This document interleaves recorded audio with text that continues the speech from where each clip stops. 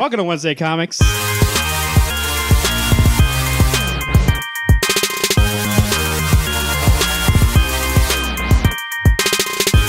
Brought to you by rootsoftheswampthing.com and SuperCon 2018 Return of the Con.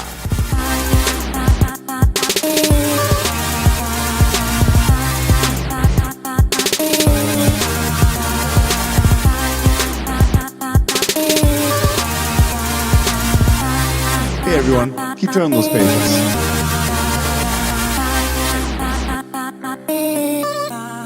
Welcome to Wednesday Comics. To my right, we got Goose himself. Alex, how you doing? And across from me, we have Nick Fury himself. Garrett, how you doing? Got my eye on you. And I am Colson's hair plugs himself. Marvin, how you doing? With Wednesday Comics podcast. That was good. We're reviewing the comic books that came out this week. Alex, what day? 3/6, And 2019. also talking about a review of Captain Marvel at the end of the show, so stick around for that if you've seen that movie this week or if you're still on the fence to decide whether or not you're going to go see it. But before we get there, a little follow-up from last week. We talked about Suicide Squad 2 last week, James Gunn's written and directed debut in the DCU. And last week, Will Smith, he said he was going to do Deadshot. Not enough time. He's got some YouTube obligations. I don't know what he's doing. Becoming the Genie. He took it full. He's doing Method. He's going to be stuck in a lamp for a couple years. So they were like, okay. So last week, we assumed they just would move on with different characters.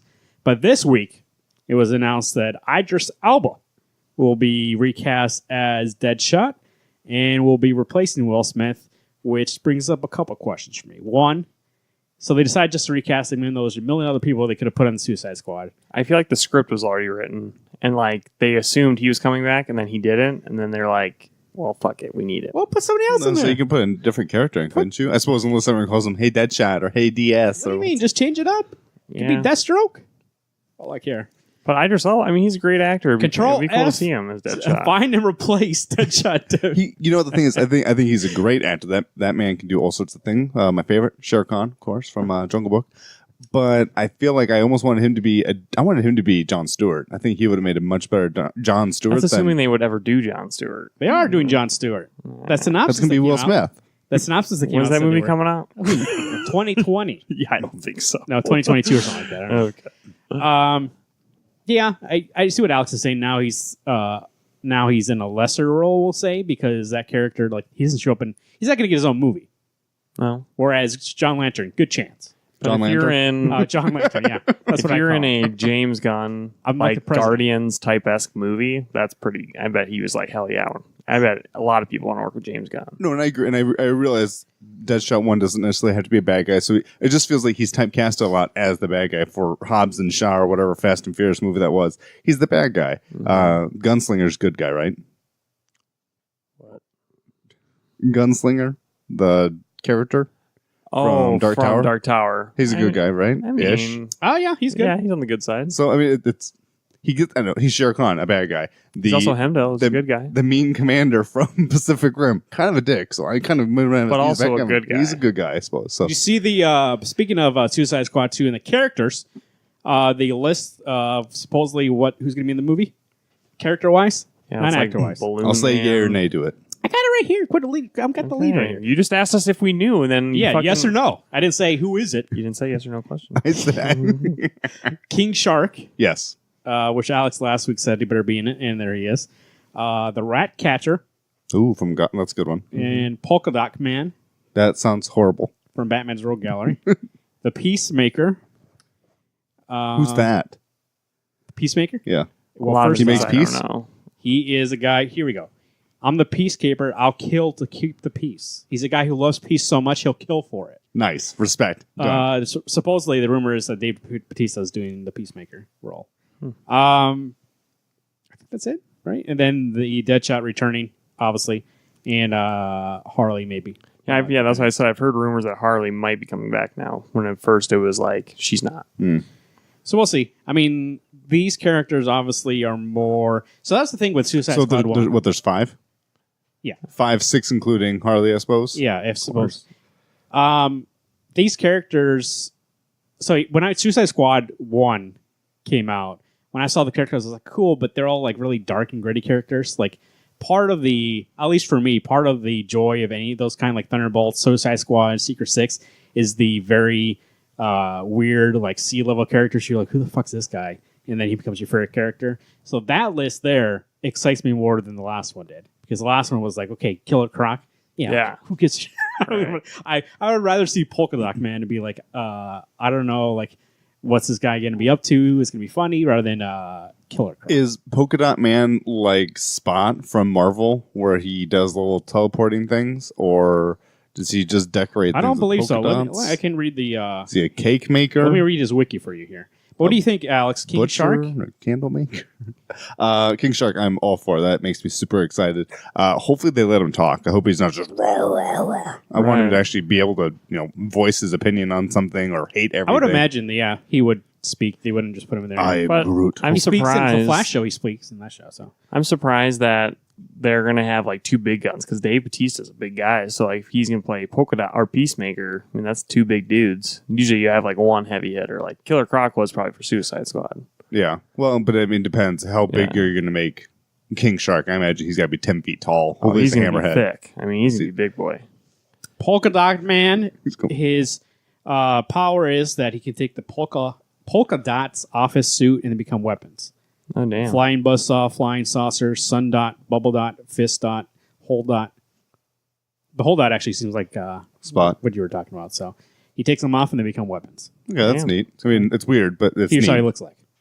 Yeah. Wow, he looks horrible. Not even I like hope he looks exactly like that in the movie too. tacky mask. Everyone thinks he's a joke until he takes out a buzzsaw and Peacemaker kills to keep the peace. Yeah. King Shark. He loves peace so much. He'll kill for it. That's right. So, I mean, I'm interested. hey, for James Gunn, that seems like a perfect. yeah. Yeah, Group of right. I characters, mean, if there's like lesser known characters, he'll make them popular. So If it was the same group as last time, I would be like, I like that he's going weird and like, who the hell is this guy? Like, how's that going to work? I want to see Zebra Man, also from Batman. Oh, that's right. Ratcatcher's going to be on this. he's probably the one I'm least excited to see. It's just weird. I think Ratcatcher? he'll be your favorite that you see though. You're like, holy crap, he is so fucking I crazy. mean, it all depends on casting, right? If they don't put the person in that costume that can do it, like King Shark, they cast him wrong, it's not going to work. I'm still holding out on Guppy. He shows up possibly, and we got ourselves a movie. they're not related though.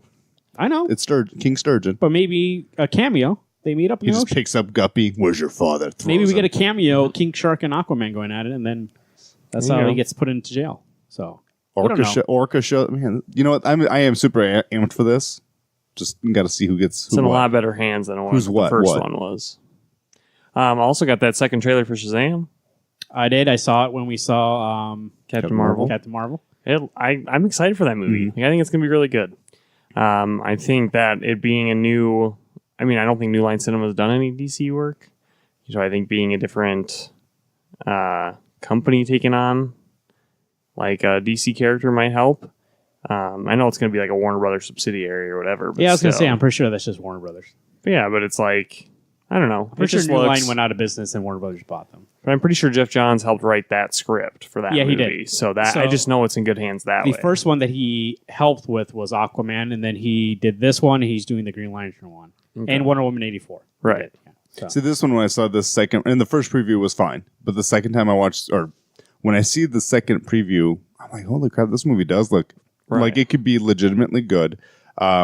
I like the idea that he may bring up a character, Batman, I'm Batman, and things like. I mean, there's things that I'm excited to see in this movie that I believe they will have done a better job making it more lighthearted, not so teeth on the grindstone.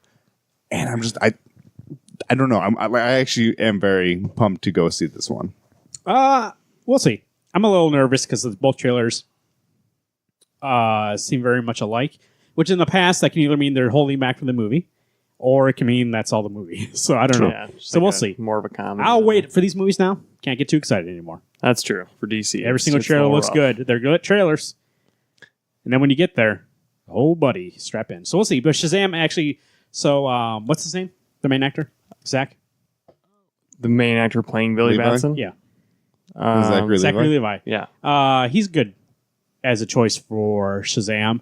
We're getting a lot of Shazam recently in comics, not only in his own book, but also showing up in other things. Doomsday Clock, for instance, we'll talk about that later. Yeah, it was just Doomsday Clock. What am I saying to other books? Yeah, you're right. But I do like that he's kind of coming back into the DC universe, not only in the comics, but in the movies too. So, be good. We'll see it. Wednesday Comics, we're reviewing some podcasts here. Comics. Why do I always say that? Because it's easy. Because I never say Wednesday. If I don't say Wednesday Comics podcast, then I put it somewhere else. That's the way my brain works.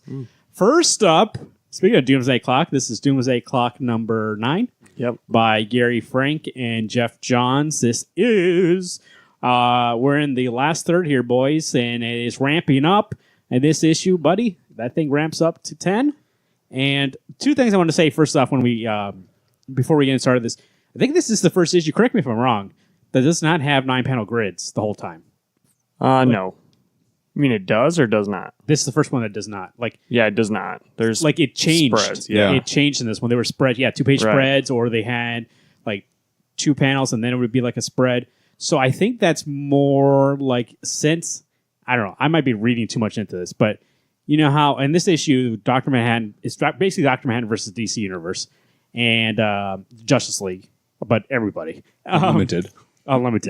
And there's a point in which he cuts off communication, so he can't see the future or the past anymore, and he's more just a superpower guy instead of being all seen.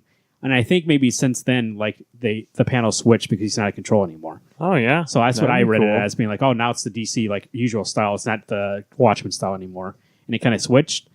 But so we get that. We get the actually 2 to 3 pages of just silent them going to Mars. That 2-page spread of the Justice League coming upon Dr. Manhattan.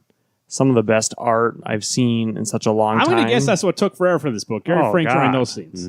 Because he's very heavy in this issue, and so I'm guessing that's the delay was, that he had so much work to do in this issue.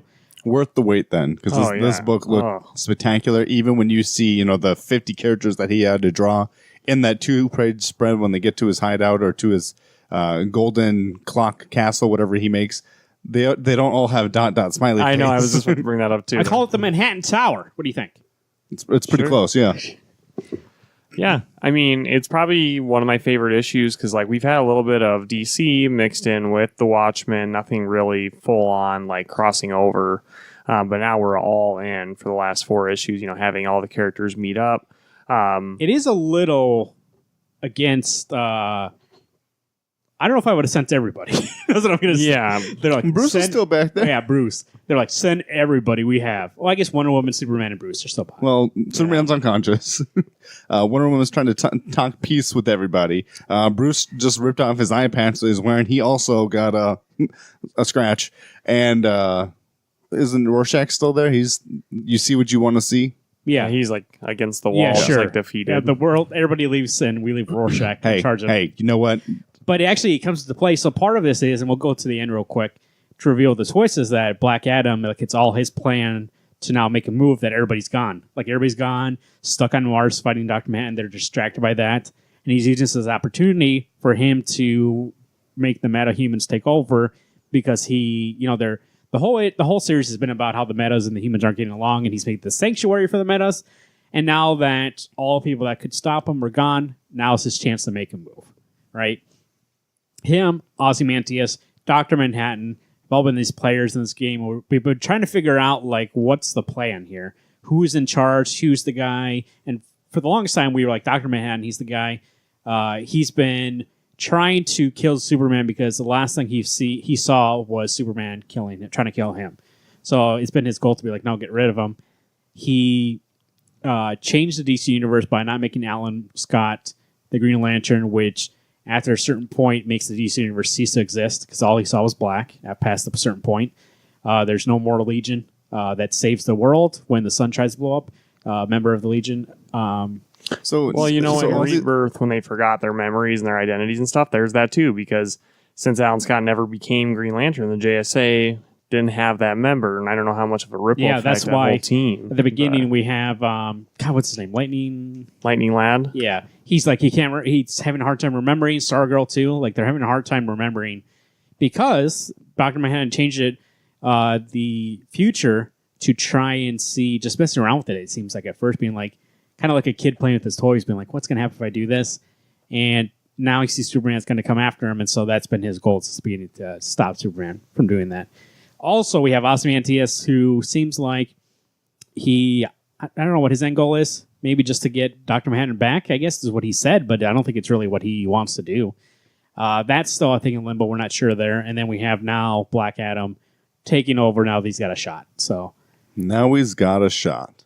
what do you think for a character that I thought the whole time, because he's been an anti-hero before, or he's been a bad guy villain, Black Adam, he can go either way.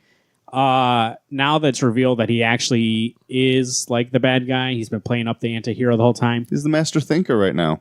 What do we think Black Adam is going to be one of the main villains in this thing? We call him Simon Gruber. That's with a vengeance, by the way. Die Hard with a vengeance. If you don't get the reference, you could go steal the banks or anything you want to do because everyone's off doing other things other than John McClane, Bruce, Wonder Woman, Samuel Jackson. Yeah. Oh, who showed up at? I forgot. And Wonder Woman, who showed up at the end?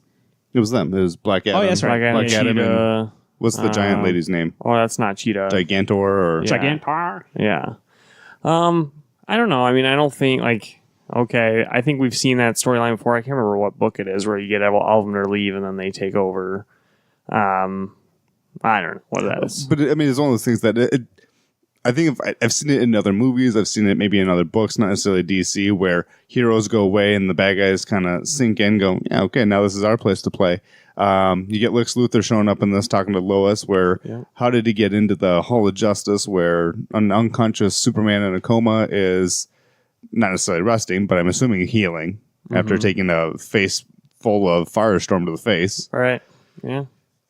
That part was really good just because, you know how much animosity is between Superman, Lois, and Lex. But Lex was kind of like, hey, I know what's going on. If you listen to me, I'll help you. I'm not trying to kill Superman. I mean, yes, it was enjoyable to see him get hurt, but that's not my goal right now. I want to be the one to kill him, not someone else do the dirty work for me. Right. More importantly, Lois, shoot him in the head. He's gone. Well, she looked like she's ready to. Not one more. This is actually probably my second favorite issue. The issue with Mime and Marionette was still my favorite issue of this series. I think this is hitting closer to the climax. Yeah. We've seen what happens with Dr. Manhattan and Rorschach. We're like, holy fuck, he just snap you out of existence. So to see, but what's kind of that irony is we're seeing all these DC heroes who's this fucking chump? Yeah. And we're all just terrified. He could literally kill you on a whim, on a will. Yeah, question here. Why does the question go to Mars he's going to help? What's he going to do? I don't know. Maybe to talk some sense? I don't know. Maybe be the strategist, I guess, yeah. But I guess they don't know who they're going against. So. Yeah, that's the thing is even Deathstroke. They have no idea who they're running up against. They're just going to go fight. But literally everybody goes. Tom Strong is here. We have Robot Man goes to Swamp Thing. What's he going to do on Mars? Isn't the Middleman going in there too? Yeah. I saw them here. And here's Steel. I guess he might have a chance. Dead Man. You know what's weird though is I think everybody realizes since Rebirth. Green Arrow. What's he going to do? Shoot an arrow? Here's my boxing glove. They all know that something's missing from their timelines. They know something's fucked up. And I think probably Superman... Mr. Miracle's on here, Barda. Yeah, I saw them in the background. Told them, hey, with Wally or with Superman and his dad, being taken out of Crisis. Time. Yeah. Anytime it says crisis. Dr. Manhattan, 9-panel. And it also means... So in that 9-panel thing where he's looking at things, you saw the one where the ring was obliterated from his hand. Right. From Alan Scott. Was that his name? No, that was a Legion ring. That was a Legion ring. Okay. So he pushes the lantern away so that Alan wouldn't touch it, which makes a ripple effect. So down the line, the DC universe ceases at a certain point. So there's never been a Legion. That hero never exists. So he's just, at that point, he's just playing around. Because if you got that power, wouldn't you try? Because admittedly, I think that's what I enjoyed about this issue. I would kill you and see what happens. Shut up. Is that I don't know most of these things actually he's talking about in the beginning. I was like, okay, that's interesting, but what does this have to do with anything? It's nice to get that nice feedback from things long ago that have been established or that have happened. That it makes it even more interesting that Jeff Johns is putting that much effort into the story. And as we said, Gary Frank's art is above par. He's getting albatrosses. This issue especially, is really great. The coloring is great, and the whole issue I think is fantastic. It is. They pack so much in, like some of Firestorm's origins, and like not knowing that the professor you just lost me. So. You just lost me here for 2 minutes because I was looking up to see. I thought there was something at the end that I wanted to bring up, and then I just started just looking at the pictures, and I was like, oh. Mm-hmm. And then I came back, and you guys were still talking. So it was a great issue. Like I think I heard one of you guys say, it is ramping up. We're getting to the climax. The thing is like we've been Jeff Johns has been saying since the beginning that this story is really important. Something's going to happen to change a bunch of things. Probably bring back JSA. Probably bring back Legion. It's probably going to be a Legion book. Maybe bring back. I don't know how much involved with Heroes in Crisis it will be, if not, or anything. Maybe probably. Not. I don't know. It must happen afterwards, or I don't know. Mr. Miracle's I've read some things that everything that we're reading in comics right now is leading up to Doomsday Clock because like there's supposed to be a bunch of costume changes and things like with Batman and things like that. He's got that new costume. He got his old costume in this thing. Yep. Right, because he changes it. Because remember Batman? He goes, "Give me my old costume." So that happens. Obviously, has to happen after 50 or when it was. Yeah. But yeah, we'll see. I mean, at this point, it's very rereadable. It's very worth it at this point. A bad ending might taint this whole thing, but I think at least the first 9 issues I've really enjoyed, which is not something you can't say about every single like event kind of book that comes out. This actually does feel epic so far. Yeah. Like everybody's in this book. It feels like they're all going against Dr. Manhattan, and I do feel worried about being like, who might not make it. So, right, Guy tries to punch him, as Guy does. Yeah, I'm surprised Guy didn't die. When he like gets blown back, I was like, how are you not dead? And he's like, oh, what's this ring? And he just disintegrates it. He goes, oh, and he loses powers. I don't know what that is. And he's like, oh, curious. It's fun to learn. Because the things are on him now, and he can't see anything anymore, so you can't just... He goes, oh, it's fun to not know what's going to happen. And now it almost seems like he's finding pleasure in just doing things and being like, oh, I don't know what will happen if I do this, rather than knowing everything ahead of time.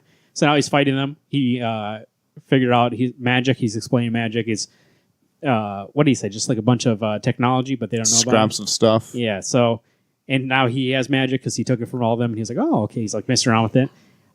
I find it fascinating. Maybe if you like are a super fan of Watchmen, you might be a little like, I don't know what they're doing with this. They're making it more superhero-y. But I think it works. Like having these characters meet up with the DC characters. So far, there's nothing that to me screams sacrilege, being like, oh, you can't do that with those characters. They all seem still like those characters. Especially like Dr. Manhattan dropped in this world, he's going to act like this. So, well, like you say, he's going to disassemble it. He's going to rebuild it the way he thinks it needs to be. How is it going to work? And who knows how many times he's rebuilt it from the ground up to get where we are right now. I still feel like Ozymandias is still the man pulling all the strings behind it. We'll see. He wasn't really that much in this issue. I think he's just in one panel looking at some TVs. Mm-hmm. I must have missed that part then because I thought I had seen him in. I didn't think I had seen him in this issue. And I've only read this one. I didn't read it back to back like some of the other books this week. I'd give this issue as a 10. I really enjoyed it. There's nothing wrong with it. I'm not a huge Watchmen fan. I've read the book. I really enjoyed it. But this is not one of those books that I hold to a higher regard. I think I just enjoyed this issue for what it is, knowing where it's going to hopefully go. And I think Gary Frank and Jeff Johns can finish this book with a solid ending. 10 all around. There's only 3 issues left. I have 2 questions. Where is Silk Spectre and where is Owlman? Yeah, he's only in 2 panels. Right here. He's just watching Wonder Woman. Oh, I see. And then he presses a button.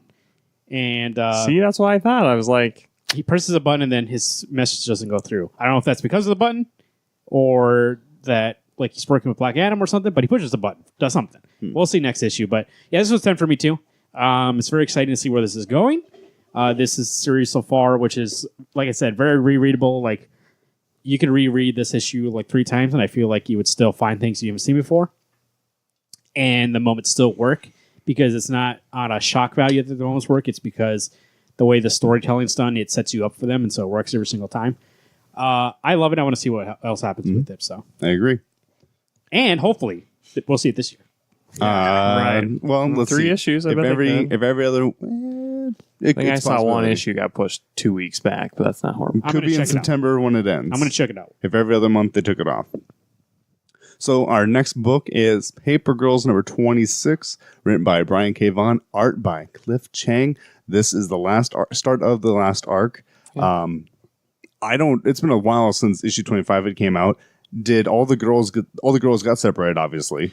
Yeah, there was basically like a time bomb, I would call Okay. it, that separated them once again, Oh, of course. all over corners of the galaxy / time periods. So, Time and space continuum right, doesn't exist in this book. And so, if you thought you were getting close to knowing what's going on, joke's on you. And the crazy thing is that I'm guessing there's only 5 issues left, so eventually we either have to figure it out or this book is just effed up. Well, I mean, yeah, I bet if you reread it, a lot yeah. more would make sense now that we know more things. But I really enjoyed it. I mean, I think all three of us came to that realization around issue 20 or earlier. It was like, hey, maybe this book you're not supposed to know everything. Maybe it's a little more ambiguous. Yeah. And I think I enjoyed it more because of that. With all the things the characters have gone through, like when you see Mac running into that doctor lady again. I didn't recognize the doctor lady. They had changed her haircut, and she was one of the future Pelican riders, right? That had already helped him in the past. I was like, okay, or the one that was in the way past with, what was the girl and her son, Japo, and the girl I don't remember. Right. So there's just like so much intermixing of timelines. There's characters we haven't seen in a long time. There's characters we've seen all over the place. Then now the old timers are on their scenes in this book. They're making me seem like I'm feeling like, oh wait, are these guys the good guys? Like I don't know who's the good guys. But it seems like they're the villains. But maybe they've been the good guys all along, and the girls just never made contact with them, so they don't know what the hell's going on either. 410. That's when Doomsday Clock number 10 is coming out. Okay, that's it was not pushed bad. back 2 weeks, but 410's the new date. It's fine. I mean, technically, right at the first week of month and a half away. It's not bad. I like this issue. The art's great in this issue, as always. Cliffhanger. yeah. Cliffhanger, yeah. I am ready to see this end, though. Not in terms of let me stop the story. It needs to be done, but in terms of actually seeing a complete story to actually reread it all at once. I think, because it's good, but there's a lot of things, especially since the last time I read the last issue. When was that? 3 months ago? Yeah. I don't think I remember anything. Give or take.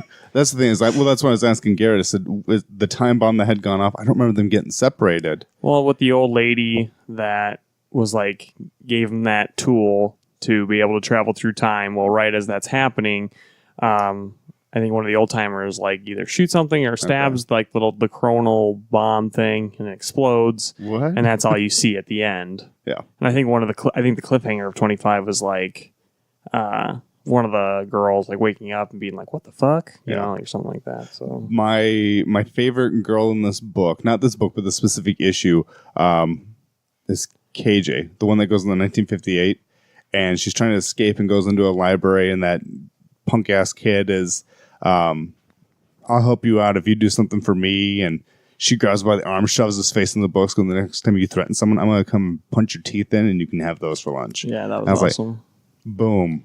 Who Well, are it's you? kinda I'm still figuring it out.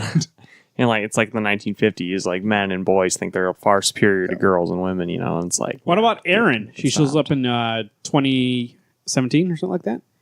We see she's with these trick-or-treaters. We got Walter White. Yeah. We got 11 from Stranger Things. Ninjito, and Donald Trump. Yeah. A kid dressed up as a suit holding a Donald Trump head. Oh, I guess it goes on his head. But he took it out probably too hot. That's crazy that that would fit in this story, just because it's you'd probably never thought with issue 1 you'd be having those references in there, but that's pretty cool. For sure.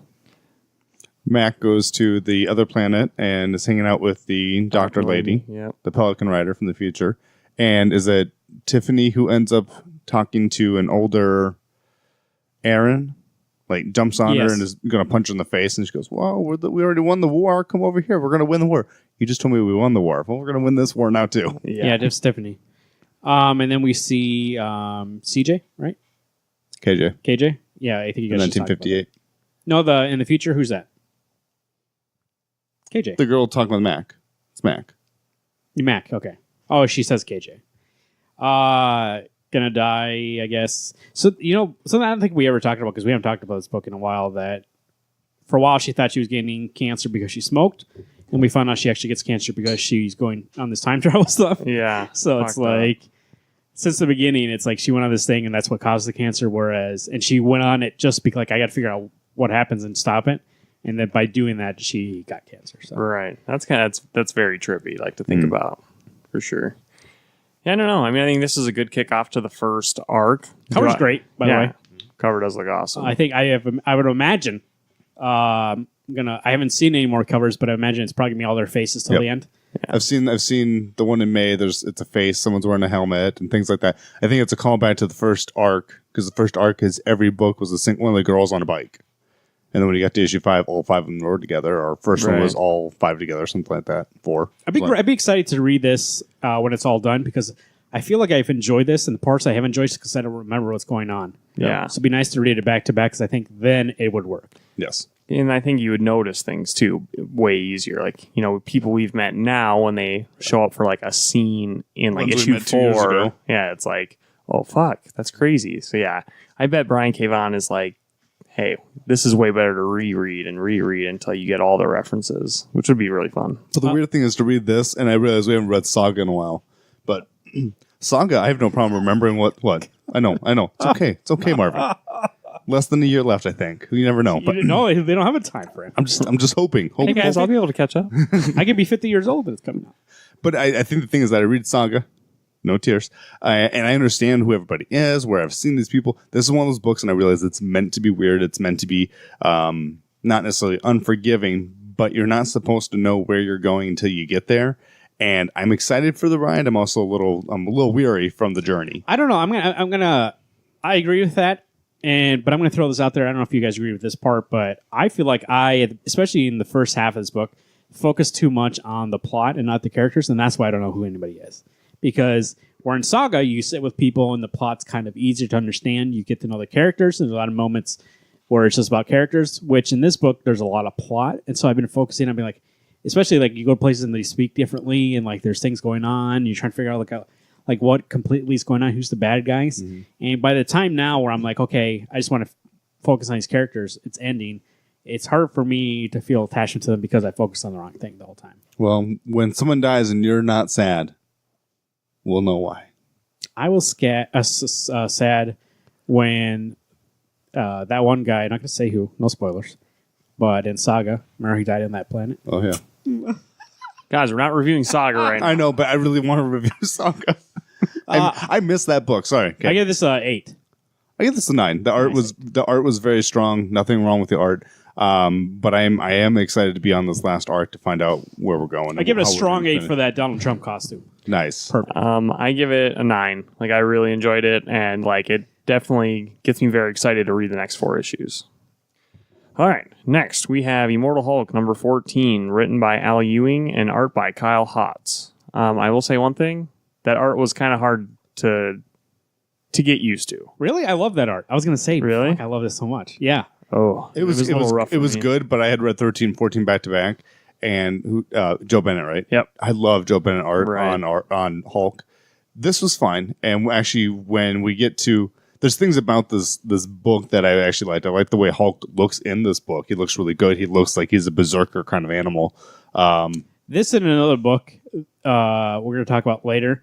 Both art styles were different, like in terms of their normal artists, but they were kind of similar in this guest artist, and I actually did really like them. Something rough about it, something like EC horror kind of about it. I mean, their eyes were like really buggy, and the faces were sunken. When in Hulk turned to Hulk, who buddy? Like that, I was scared of that guy. Oh, I mean, should we just get that part out here? That part I jumped and I stopped for a second. I was like, no, you fucking didn't. So there's a scene where Hulk and Betty are talking after the funeral of General Ross, where Bruce is I do like the nice tie-in, and since we're reading Captain America, we know why. Right. And so they're talking, and like Betty, from training with her dad and stuff like that, and being a Hulk and working with S.H.I.E.L.D. and all that, she has like this cloaking thing. Well, she makes it so somehow Bruce is cloaked and not her, because there's still a heat signature from her. No, they both have heat signatures. But they're both close, so they both look the same. Yeah, the guy can't tell who's who. Right, and so there's a guy outside with a thermal cam on his gun trying to that shoot he made Hulk from his arm. Right. Because that's Holy the thing shit, too. I need that. What's the unit that Thunderbolt Ross? They're the black something. Not. What's the underground or whatever they're called? The secret base, the black base. I know who you're talking about. Yeah, It's the people that who evil cut organization. Hulk in half. Like Thaddeus So like Ross's sleeper crew, like the ones that are like Marvin, I think, might be looking at it. I am. Whatever, that group, they're dealing with technology based off Hulk's Regenerative powers. right, to make these things out of their bodies. And that's like part of the tech is like he can make a gun out of his arm like Terminator. Legit. And so he shoots the guy, even though he's told from the other guy, let's call him, I don't know what his name is. Can't even think of his name. He's the big burly dude. He was a friend of Thaddeus, and I don't remember what Agent Burbank. Agent Burbank. So Agent Burbank is like the leader now of what Ross used to be the leader of. And no. Agent Burbank's the guy who shoots up. Sorry. This is confusing because I don't know their names. Agent Burbank shoots Betty in the head. And I literally like dropped my comic and I was like, no fucking way. Like, I thought, how can you finally bring Betty in just to shoot her in the head? Reginald 14. That's okay. So Reginald. So Reginald's the new leader, and took over for Ross. Like Ross had that was his protege, and he even spoke at Ross's funeral. But he told Agent Burbank, do not shoot Betty. Like she just lost her father, and I'm not sending. Don't shoot at all. Right. So unless you know it's Hulk, do not shoot, or Bruce, do not shoot. And when Bruce first gets there, when Betty first gets to the house, Bruce is kind of sitting there, just waiting for her to get home. Apologizes, hey, I'm sorry that I didn't call you. I was afraid to call you. And she goes, well, all I ever heard was sightings of you and this, and this. He goes, I know, but I was afraid to call. So they hug, and she turns on her little cam. And before the cam gets turned on, as they're hugging, Burbank goes, I don't have a clear shot, but I can shoot right through her to get him. And Reginald goes, do not shoot. Yeah. Okay, so then as they split up, she puts out the cam and it cloaks him. Well, I think he sees the thermal imaging of him and goes, I don't know who's who, but I got a 50-50 shot. Do not shoot. I can shoot him. No, do not. So anyway, he gets told like 5, 7, 28 times, and he's counting down to doing it. And he pulls the trigger, and who gets shot in the head but Betty? Yeah. And like super terrible. I mean, yeah, you're right, because you have that feeling of like, oh, fine, like Bruce's love, his wife, finally reunited. They're still married. Yeah. Okay. Reunited, and then she gets shot in the head. And literally, you see Agent Burbank say, whoops, you flip the page, and Hulk is already coming out of the house ready to kill him. Like he's bursting through those trees so fast. Yeah. And Burbank is trying to switch his hand over from a 50 cal to a 1,000 cal or 100 cal bullet. Right. And is getting told by Reginald, do not shoot him. Right. And It's especially nighttime. at night. Yeah, he's like, you won't kill him. well, he's like, hey, Reginald, or whatever, Doc, or whatever the fuck the guy's name is. He's like, I remember this technique for taking down the Hulk. He's like, yeah, it only works during the day, not night. And so we learn at night, obviously, they're immortal, right? And we see at the end, Betty wakes up. thankfully, I was like, So oh, who knows? And she's going to Red Hulk out, Possibly. yeah. We don't know. or at least heal, I suppose. But Right. But then also, it brings to the foreground some questions here. Does that mean Thaddeus, is he still going to be Red Hulk? Is he going to come back to life? depends on when Captain killed him. Yeah, was that at night? I think it was. And got Rick Jones. Is he going to come back? Right? We'll see. But also at the end, Doc Samson shows up and he's like, hey, I got this. He throws that one guy against the fucking tree. I'm your doctor. I'm your doctor. What? And we'll see where that goes. But I was just actually looking through. There's a couple of things I want to say about. First off, I do love that art. I don't know what it is about it. I like the way that it looks. But I do love, and, call me... Crazy, bro. call me, old man doesn't like change, but Tony Stark in this issue is how Tony Stark used to be drawn before Rob Downey Jr. took over, and now they draw more like him. So when I saw Tony in this issue, I got excited. It's like the old kind of, he almost looks like Italian. He's got that little mustache. He's got a slick back hair. Like, that's how Tony used to look like back in the day. Right. And then when those movies came out, they're like, hey, let's make him more like that guy. And so he kind of lost that. So when I saw him in here, I was like, either A, that artist never got the memo, or B, he's like, they made me throw back to this kind of old Tony Stark. Well, and he also wasn't very jokey because I was expecting him to be in that book. I was like, okay, where's the joke? And he's like, Ewing, no. like, that's how Tony used to be. Like, there's a points when he's like joking with her, but they're not like puns and stuff like that. He's just like trying to be smooth with her and like try to smooth over things because her dad just died. And he's not getting anything of it, but he's still like that. I mean, that was a throwback. I know this whole series has been a throwback to like how things used to be, but I was very excited to see it was not only stops with Hulk, because everybody else is kind of like how they used to be. So I really did love that issue. It's a nice kind of kickoff, and I don't know if this book is ending soon or if God, it's I gonna hope not. continue. I don't think so. Why did you say that? I thought I read something about it, like it's wrapping up. I don't God, know. I hope not. Let me look It's into the that. best. There might be some rumors I'm spreading here, but That cover is amazing too. Well, and actually, we spread a rumor about Terrifics because I'd seen in May that there was a solicitation for 16 or 17, whichever issues coming out. it's ending. No, maybe Jeff Lemire's jumping Jeff off, Lemire's but I'd jumping seen off. that there's at least We two read in the forecast. It said final issue. of probably Jeff Lemire. They didn't put final issue on that baby unless it's the final issue. I'm just telling you what I saw. Maybe I'm wrong. Maybe I'm wrong. It's not the next issue. It's the issue after that. That's the final one. 15? Oh. Because 14 was the last one that Jeff Lemire was doing. We're on Hulk. I get that. Marvin's got to gonna look look up some it up. Hulk information. I would probably give this an 8. I'm a 9. I'm a 9 all the way. I mean, I was intrigued by the story, and it makes me want to go read old Hulk comics because, like, the whole night thing, like getting some Betty in there. We have, even General Ross is dead, but like General Ross is a crucial part of that book. Doc Samson being in the book, like, there's just so many cool things that makes me want to go back and read some classic Hulk stories. I give it a 9 too. It's really great. I love the art, and I don't see anything about it ending. So I guess maybe I'm wrong. I do see some speculation that Red She-Hulk's coming back, which we talked about. Could be. But I am Good, 'cause excited. I think Betty needs to be in that book. Like, she's been gone from it too long. Bring her back. That's what makes this book really good. Is like Bruce and Betty being in the same area at least, or working together, because like Hulk can't be alone forever. I mean, he needs friends. No, but I mean, a part of it is like, what do you have these two behemoths go around kicking the shit out of everybody? Yeah. I mean, eventually, then you're going to run into other Hulks or other Gammas or other bestial things that need to fight them, because who else are you True. going to pin them up against? But it could be just like, shows up and nut checks him. Hulk has to go do something, and Betty's back where she is, and they're still working together. Like they do a She's in the back-to-back. book. Yeah. Okay. I'm just excited, That to seems see what happens. Them all get together and figure it out. Green Lantern number 5. It's the next comic here. This is Liam Sharp and Grant Morrison. We have an issue where, okay, let me spin it this way. Halfway through the book, we see that Hal is going to be a double agent, going in with the Night Stars, right? Dark Stars. Is Dark it Black Stars? Stars or Dark Stars? Dark Stars. Black that's it. Stars. I think it's Black Stars. It's the Black Stars. Yeah, Yeah, you're right. Black Stars. Dark Star is a movie by John Carpenter.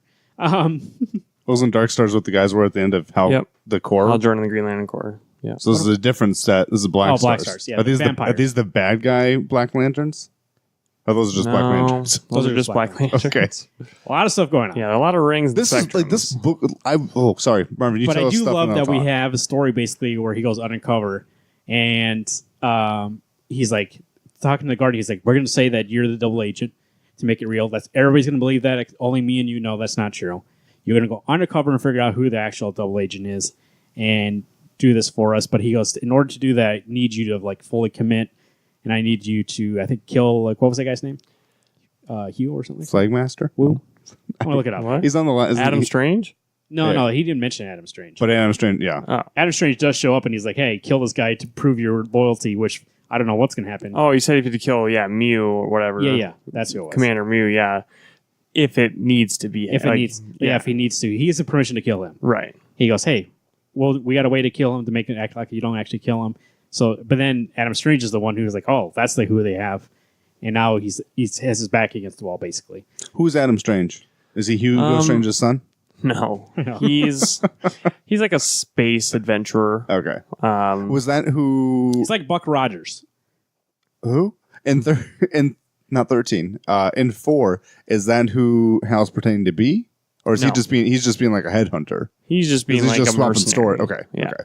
But what was really cool about this issue is like the quest to get all the gear. I thought that was so fucking fun. Like in this like vampiric space city. Like that was just so awesome. Holy, this book, like this was a creepy issue as he's going into the black bloody sludge and the countess vampire woman who he met goes, "Oh, you gotta trudge through this." He goes, "It smells horrible down here." Yeah, it is just gonna smell worse. So he goes and finds the gauntlet or the visor. Now he can see all these bad guys and he's cutting things up, and he goes and gets the sword. Finally, he's cutting things up, and he fights my favorite guy, the guy dead on the horse. "I'm going to kill you," and then he punches the horse in the face. This was amazing. Yeah. Like I was a little weary about getting a Grant Morrison Green Lantern book because this book is weird. Issue 4, I read 4 and 5 at back. 4 was like a lot of setup for this, and it's kind of cool that they're doing like an arc. You know, they did a couple one shots, but this seems like it's more of an arc, and I appreciate it now more than when I read issue 5. But it is just really fun. It's interesting concepts. We're getting things you don't normally see. And Grant Morrison writes these huge space epics that are just like, there's just so many different aliens and creatures and buildings, and there's so much detail with Liam Sharp too go into it. I mean, Liam Sharp's art. I was mistaken. Mew is the bad guy. So, but actually, I do like there's a scene here where he's like, "You're going to do all this stuff for us, only me and you know." And he goes, "What if I'm caught?" He goes, "We disown you." I didn't think that outcome would be a particular deterrent.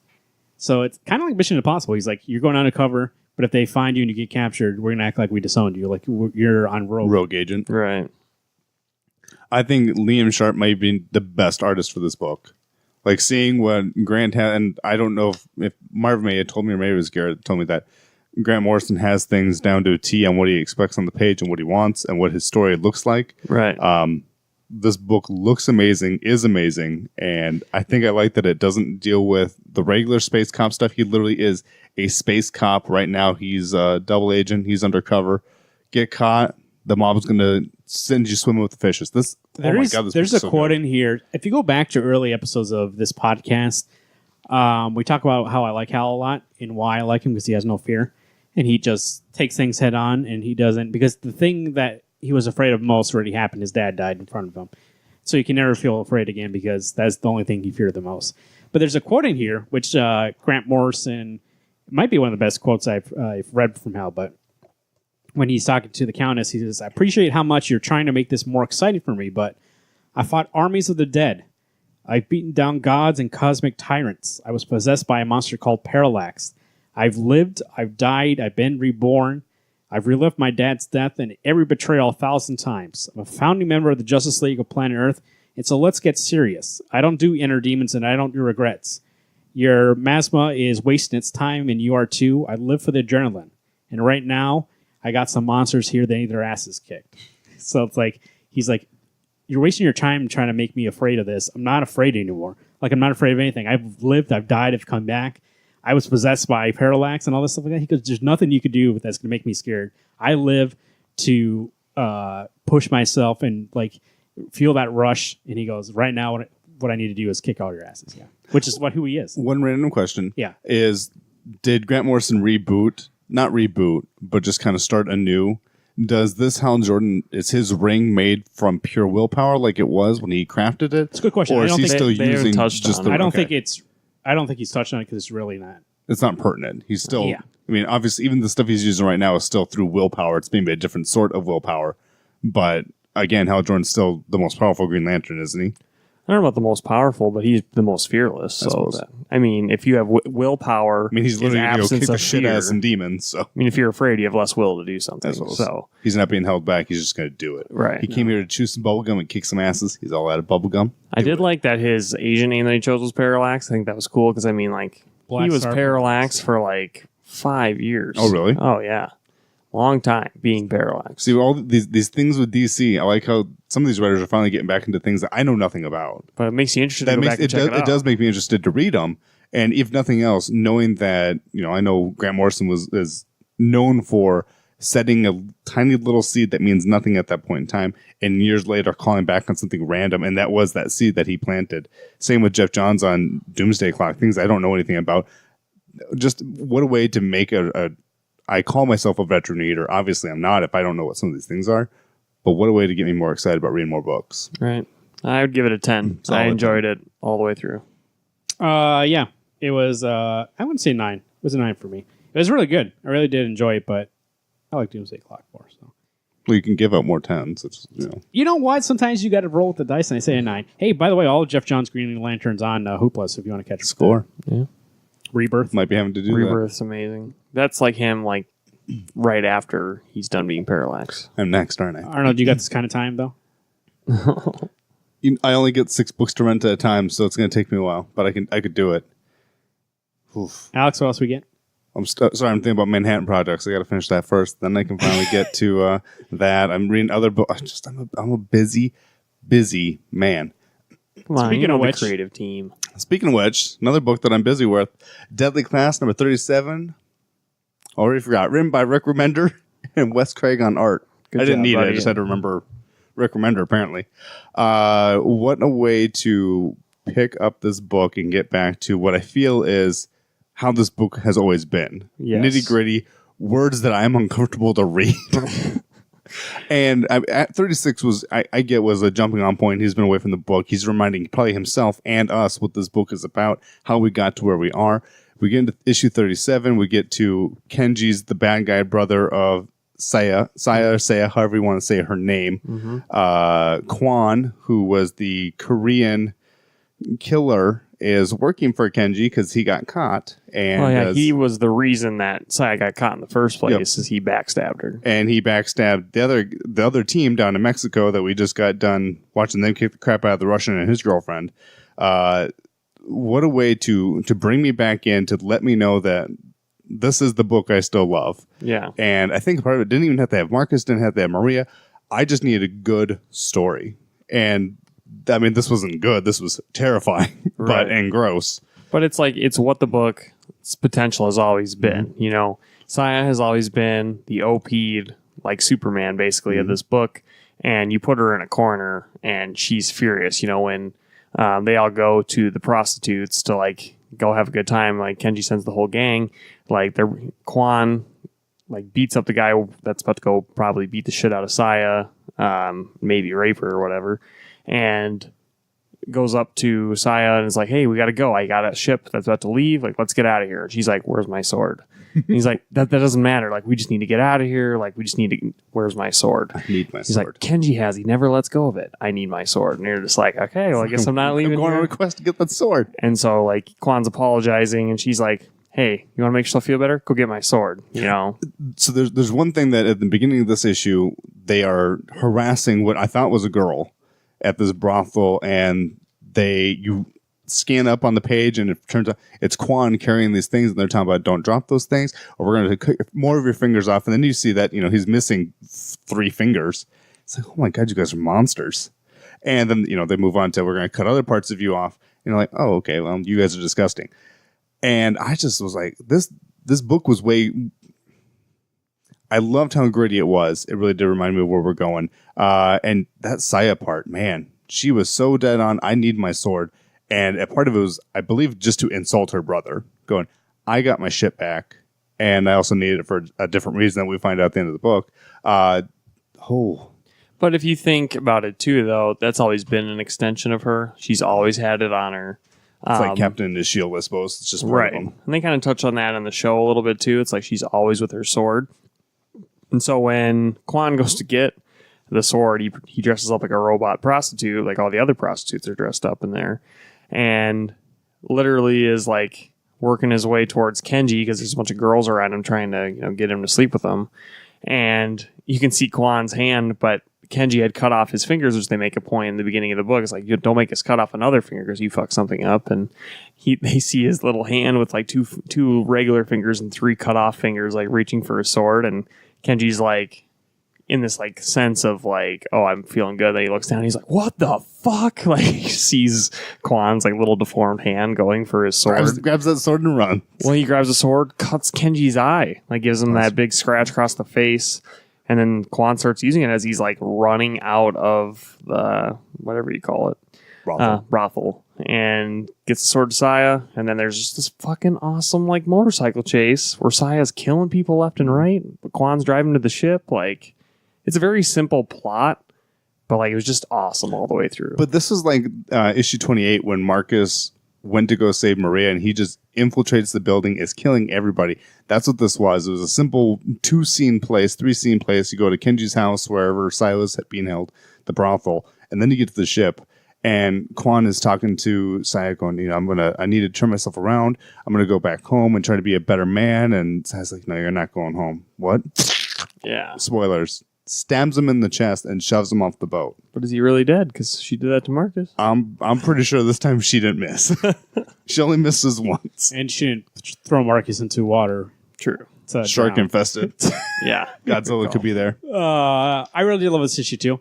The art's fantastic, Wes Craig. doing some great work. Coloring, especially the coloring in this issue, is great. The motorcycle scene, there's some panels in the motorcycle scene in which they overlay drawings over the panels, which is cool. I don't know if I've ever seen that before. But it did seem like a return to form. This is like the Deadly Class that I used to love, which Alex was saying earlier, and I do agree with the last issue probably just more than anything was kind of just like a reset. And here we go. We do know that it's ending, right? So this is probably like... Deadly Class is ending? Yeah. When? I didn't know that. Yeah, they announced it like 2 months ago. Oh, I've never... How many? Yeah, how many issues do you have left? I'll look it up. Are you sure? Yeah. Well, yeah, I guess Black Science, I know, is ending. I thought we talked East about it and on the West. show. I don't think so. East and No, we West never is talked ending. about it. I was like, there's a good chunk of Image books I know are ending, but I didn't realize. Remender's probably trying to end it because he can't fucking write it. Like, he doesn't have time. I was like, I gotta wrap this bad boy up. I got a TV show to make. TV show is amazing, though. Gary tells me it's great, and I will eventually probably watch it. Just haven't gotten around It'd be to it. fun to binge watch, I feel. Yeah, I mean, and then if you read the letters in the back, it didn't seem like it was ending anytime soon, but things are escalating, and I think we're going to see now Saya kind of reteaming up with the gang, or we might get an issue on just the new people. I don't know what's going to happen next. Well, you see Shabnam on the cover of the next issue. I would assume once you kill Master Lin, I'm sure the book kind of ends. Well, yeah. But I mean, there will be I'm sure this arc will get us to King's Dominion, and then after this, maybe there'll be another little break, and then the final arc. If I'd say I'm assuming at issue 50, maybe we'll wrap it up. But I'll look and see. That one I know I'm not making up. That one I know I heard Rick Remender say that book was ending, and I thought we had talked about it. Are you sure it wasn't another book that he does? Nah, I knew it's Deadly Class because I knew the show was coming out, and they had said it was going to end, and I was like, oh, that makes sense. It seems like it's ending anyways, and that way you have it. You can focus on the show. Yeah.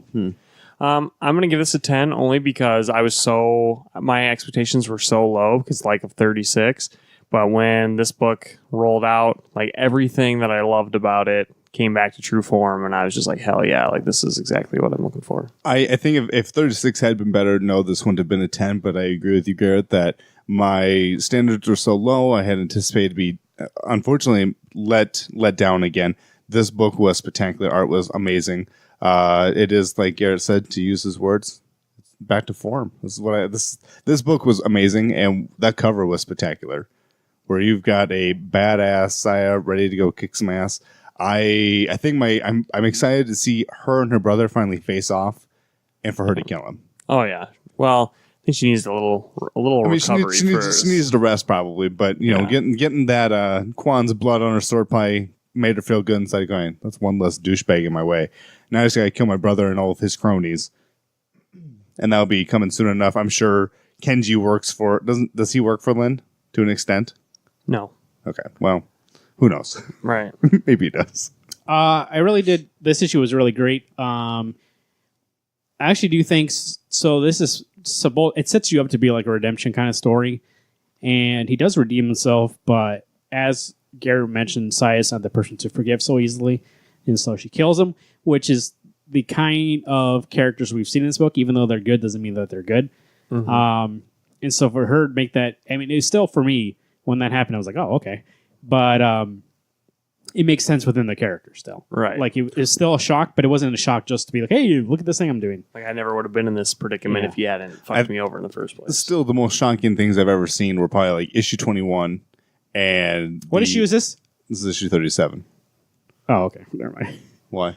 In an interview, I just found an interview. He said he expects to end around 36, maybe a little bit longer. So I guess we're so maybe it did end, and now we're back well, to it. If you read that letters column, it seems like he's got a little bit. He's got a lot of story. If he left expected it to end at 36, maybe he kind of expanded a little bit. But we're definitely in the end game. Like Alex said, like once you kill off, like what is she gonna do?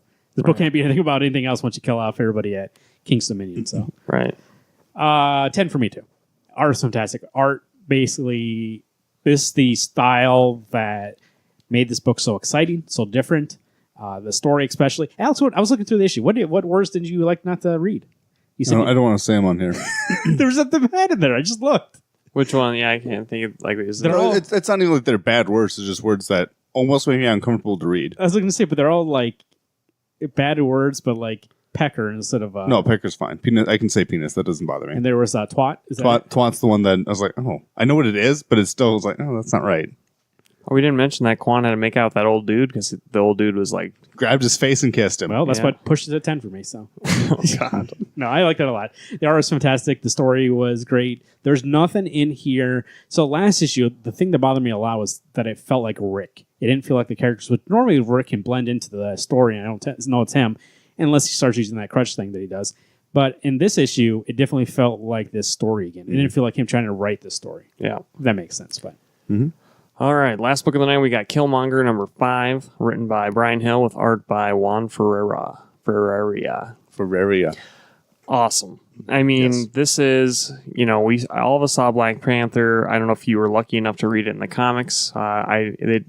Where Ninjatica, I can't even say his name, where Killmonger, In Jadaka. where Killmonger comes to take the throne over from Black Panther.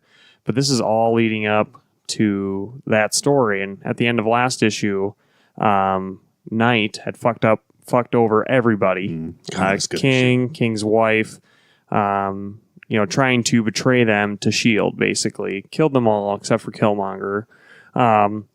Left him for dead, though. Everyone was left for dead. She left him alive, but not necessarily for the S.H.I.E.L.D. agents to have, just going, Yeah. I'm not going to kill you myself. I could have. After he takes an axe and kills everybody in issue 4, holy, that was a bloody book. Yeah. And then you get to this issue where he's badass now. Well, it's He's a year later. He's talked to the evil, the betrayer of Bast. I don't remember what her name is, but the goddess betrayer. And he not necessarily makes a deal with her, but he's working with her. She is leading him on the dark trail.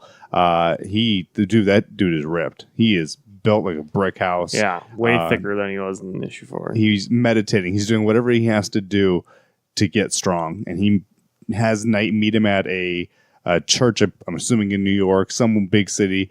First they meet at her house, and he's got that shotgun. Oh, that's pointed right. at That's her. right. He makes the deal with her, going, "Hey, you're going to take this flash drive and do what I want with it, and meet me here. If you don't, I'll kill your sister." Right. Well, she shows up to the church, hands him the flash drive. He breaks it in half. It's like, hey, as soon as you entered that, it uploaded it already. So, yeah. By the way, I love his mask. Like, it's different. It's a different mask than what you see in the movie, where it's kind of got the horns. This is like a giant cat, like a lion with saber-tooth teeth. Right. Oh my god, he looks so badass. Yeah, he looks horrifying for sure. And then when the S.H.I.E.L.D. agents show up, because he's told Knight, I've screwed you over. That flash drive that you just uploaded makes it look like you're the bad guy and that you've done all these things. S.H.I.E.L.D. is coming for you. And so when S.H.I.E.L.D. shows up, he's killing S.H.I.E.L.D. left and right. Oh, no, they are there for him. Both. I feel like both. But he kills a lot of them, and then she kind of takes the fall for it. You know what? There's the one part where I didn't realize how agile Killmonger was. Yeah. So he's slipping over the pews. He actually hides under one of the pews, and you see one panel is like smoky, dusty. Something's underneath the pew. The next one is this guy steps in front, shoots him in the leg. Oh my god, it's so good. It's like watching whatever the bad guy's name is in Die Hard get shot in the knees and fall to the glass. Oh yeah, God, it's so good. And then you get he just escapes. I was like, holy shit, Killmonger, you are one badass dude. And he literally flies into the rafter, jumps real high. And it's like, can't see him. But after all of that, was the coolest ending I think ever. He shows up in Wakanda. He's checking out the mural of the betrayer, and T'Challa can't help himself being like, "Oh, we have this here as more of a warning, not to give honor to that. Don't be like this person. Don't be that guy. Right. Don't be like that person." Now you see him as just smile. Too late. He's because he wants to devote himself to the kingdom, I guess. Yeah. But which I didn't know, from the movie, you can't tell that, but I'm guessing in the comics, he actually tries to assimilate into. I'm sure he acts like he wants to be a right-hand man to right T'Challa. away, and then kind of starts doing his stuff behind the scenes, and eventually challenges him and is like. So then it makes me wonder, does this Killmonger has nothing to do with what we're currently reading, does it? It doesn't tie into Black Panther necessarily. Or I know it came from Rise of the Black Panther, which was the 6-issue run prior. And I guess we're still stuck in space that we haven't gotten back to the Earth storyline. Right. So maybe. I think it is, but I mean, this is brand new. This is Killmonger Day 1, basically, and that's Killmonger in space. Yeah, 20 years would probably only 2 years actual timeline-wise or whatever, but... I mean, just great book. The art, Juan Ferreira, God, I hope that guy gets on another book. It's he's just got incredible art.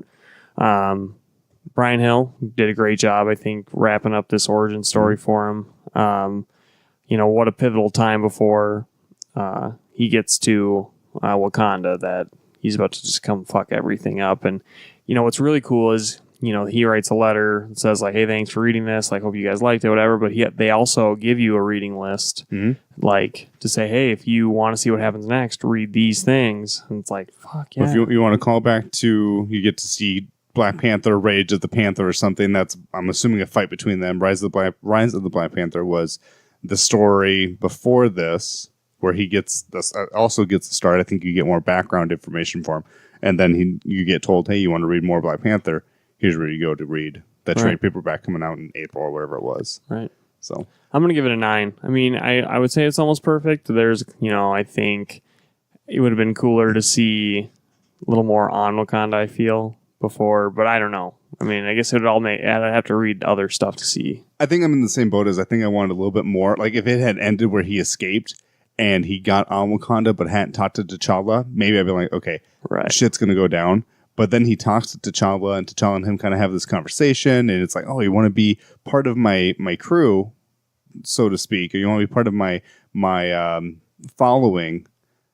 I don't know. It went one step farther than I had expected, and now I'm expecting there to be more to follow. A little bit more, right. So, great. I would agree. A 9 probably overall. Even as a series, a 9. Yeah, 9. Because I loved Michael B. Jordan as Killmonger.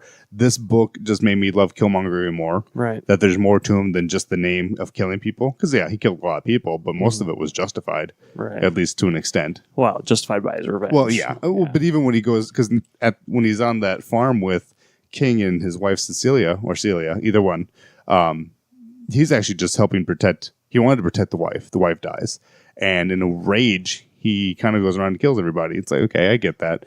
You're not doing it. You're doing revenge for the king because he can't. He'd been shot. But if you think about it, he also never kills Claw. I mean, obviously we never see it. Well, like I said, they talk about Claw in this book, this issue, Yeah. but we haven't seen Claw. It must have been in Rise of the Black Panther. Then we missed it. That might be something I go back and read just to say I read it. Yeah. But yes, that is our books this week. There we go. Black Hammer number 45, number 1. Just kidding. Doomsday Clock number 9. That is Deadly Class number 37. Yes. Paper Girls 26. Paper Girls number 26. Killmonger 5. Killmonger 5. Incredible. Immortal Hulk, excuse me. 14. And the last one, Green Lantern number 5. Yes. That's Grant Morrison. That is Liam Sharp. Make sure to pick those up wherever you pick up your comic books and enjoy. Even if you normally don't get comics, pick them up this week. For the record, if you guys listen to the Gauntlet, I literally think this may have been one of the best weeks of books we've had. Yeah. Maybe ones I didn't necessarily look forward to, but books that paid off reading and being excited for. 100%. Here, now we're going to talk about our review of This is Captain Marvel. Directed by Anna Bodett, Ryan Fleck. Written by Anna and Ryan. Also Genevieve. Story by Nicole Perman, who actually I think is writing or wrote the last series of Captain Marvel comics. So that is important. Starring Brie Larson, Samuel Jackson, Ben Mendelsohn, Jude Law, Annette Bening, Clark Gregg, and Lee Pace as Ronan. So first off, we usually like to start off these reviews a little spoiler-free. And just get kind of a general idea and give overall rating, and then we'll get into the details. Because the devil is in the details. So I want to start it off by saying, I did enjoy it. I did like the 90s timeline or the 90s setting. I thought the Samuel Jackson de-aging looked fantastic. Don't know how much it costs. Probably $15 billion. Clark Gregg, not so much. Yeah, they phoned that one in for sure. Well, he's done a couple scenes. They probably just went. Is that Coulson? Yeah. Yep. Okay. But overall, I thought it was fun. But then again, so it's not like in the top 5 Marvel movies for me, which I say as a person who I do like Captain Marvel as a character, especially in that Avengers run from Jonathan Hickman. But I never found her to be that good of a she's good because she's so powerful, and that's the kind of danger you get into. Is that at a certain point there's no more danger because you're like, oh, she's gonna kill everybody, right? Which we do. I mean, what's up? Almost spoiled. But I enjoyed it a lot. but also I think it's maybe because I'm waiting for Endgame. I'm just like, okay, so let's get back to that thing. Yeah, where do you fit in this? I think a part for me is that, and not a spoiler, but there wasn't stakes. I know things happening in Endgame. I've seen things in Endgame. I've seen even just previews or speculation. There isn't a lot there's plenty that I don't know. But this is one of those movies that was just meant to be an introductory to this character, giving an idea of what she can do, how things had started. There were some other character choices that I really enjoyed that we will talk about later on when we get to the spoilers. I hopped on the, what's her name? Kelly Thompson, Captain Marvel. I read those 2 today, 1 and 2, to see if I liked the character. I like her character. I think Brie Larson is an amazing actress for her. She does seem kind of like she's hot-headed, wants to do her own thing. She thinks she's got the power, and even though she may not always have it, I did enjoy it. I'd agree with Marvin. This is not a top 5, probably not even top 10 for me, but there were things that I enjoyed. There's things that I've also kind of found annoying that I've mentioned to at least Garrett. I don't know if Marvin's heard him. He may have listened to me at some point in time today when I was talking to Garrett, but that's fine. I can reiterate him again to him. It's not in the top 5, but I would say it's close. Yeah, I'd say For top me. 10 for sure. Yeah. I mean, it's fun. I got to look at my top 10. It's fun. It definitely, if you think back to the first movies of any of these series, Thor, Captain America, usually the first one anyways, is kind of that. It feels kind of empty a little bit. This one didn't feel empty, so I do give it that. It felt fun, but also like, since it's in the past, and you run into this danger with any kind of prequel, a lot of the jokes are set up for the future. Like, I already know what's going to happen, and just like, oh, they reference that thing. Or 2, like Alex said, like, oh yeah, we know Sam Jackson's not going to die because he's in the other movies, Yeah. right? So it kind of makes it hard to find real stakes, and so that's why they introduce some characters in which something could happen to them, and so that's where more of the danger was. But then also, it's like, I don't know. Well, when we get spoilers, I'll talk about it more. But overall, I thought it was fairly enjoyable. I probably give it a 9. Yeah, I mean, I thought that all the actors were really great. I mean, a lot of high-billing actors. Yeah, the actors were fantastic. I mean, it's worth it to see them just alone. I know there's a lot of holdbacks for a lot of probably male fans of the movie, and I think that's just bullshit. Like, once you actually get in the movie, you understand. A lot of people are complaining like Brie Larson's going to have a flat performance. It's like, well, if you watch the movie, there's reasons why she acts like pompous sometimes where she acts very emotional. So it's like, it's bullshit. Well, definitely at the beginning. Oh, we're talking about spoilers. Never mind. Yeah.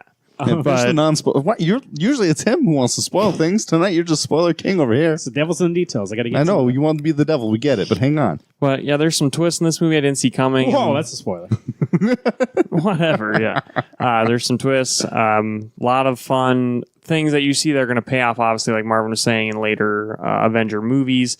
And I really feel like, if this movie hadn't come out and we had just gotten this character in Endgame, it would have been a disservice to the character. Because I think, like, I knew nothing about Captain Marvel. Like, the only thing that me and Alex, I think, know is from Civil War 2, which was shit. Yeah, and that's the thing is that, one, I give a credit to Brie Larson. What a way to make me actually enjoy this character and make me almost appreciate her, that she isn't and I realize when we read Civil War 2, this character's been established for so long. She's doing this stuff. She's kind of a pain in the ass. Right. Where this one, she's still a pain in the ass, but she thinks she knows best.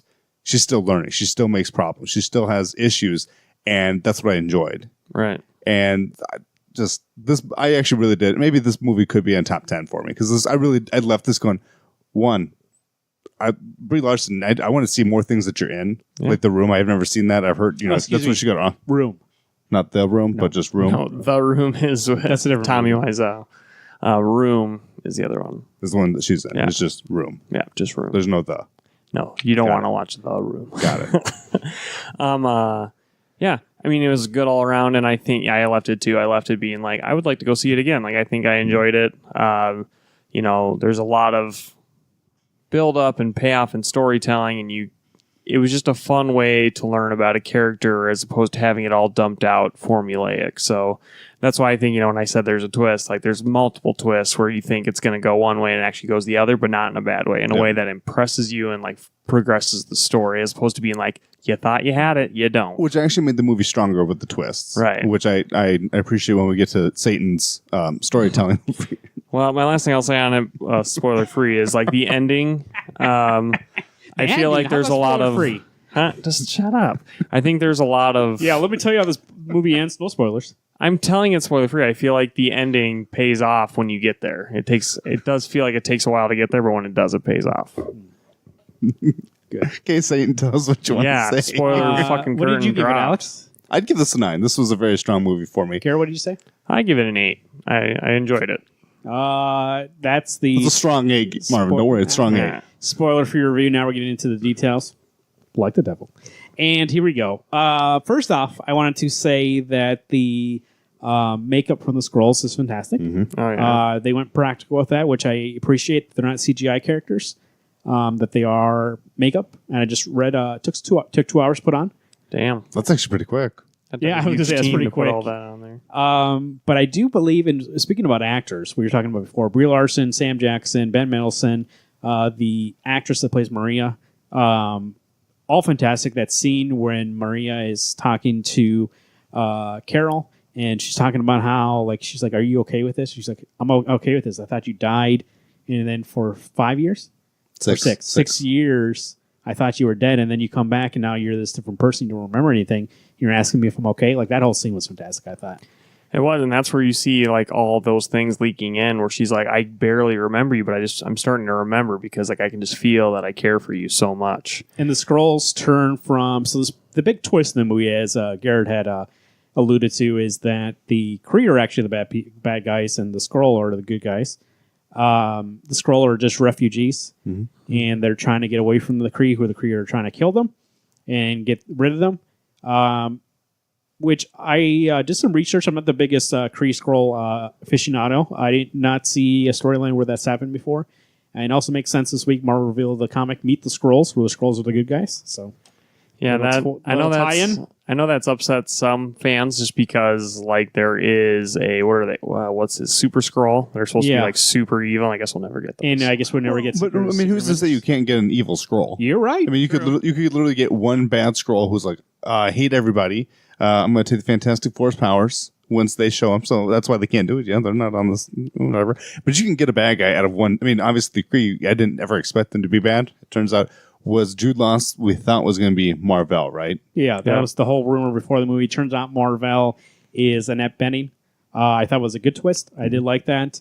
There's no need for him to be female or male. It's just the leader or the, what do you call it? The mentor to Carol. That's all we needed. That's what we got.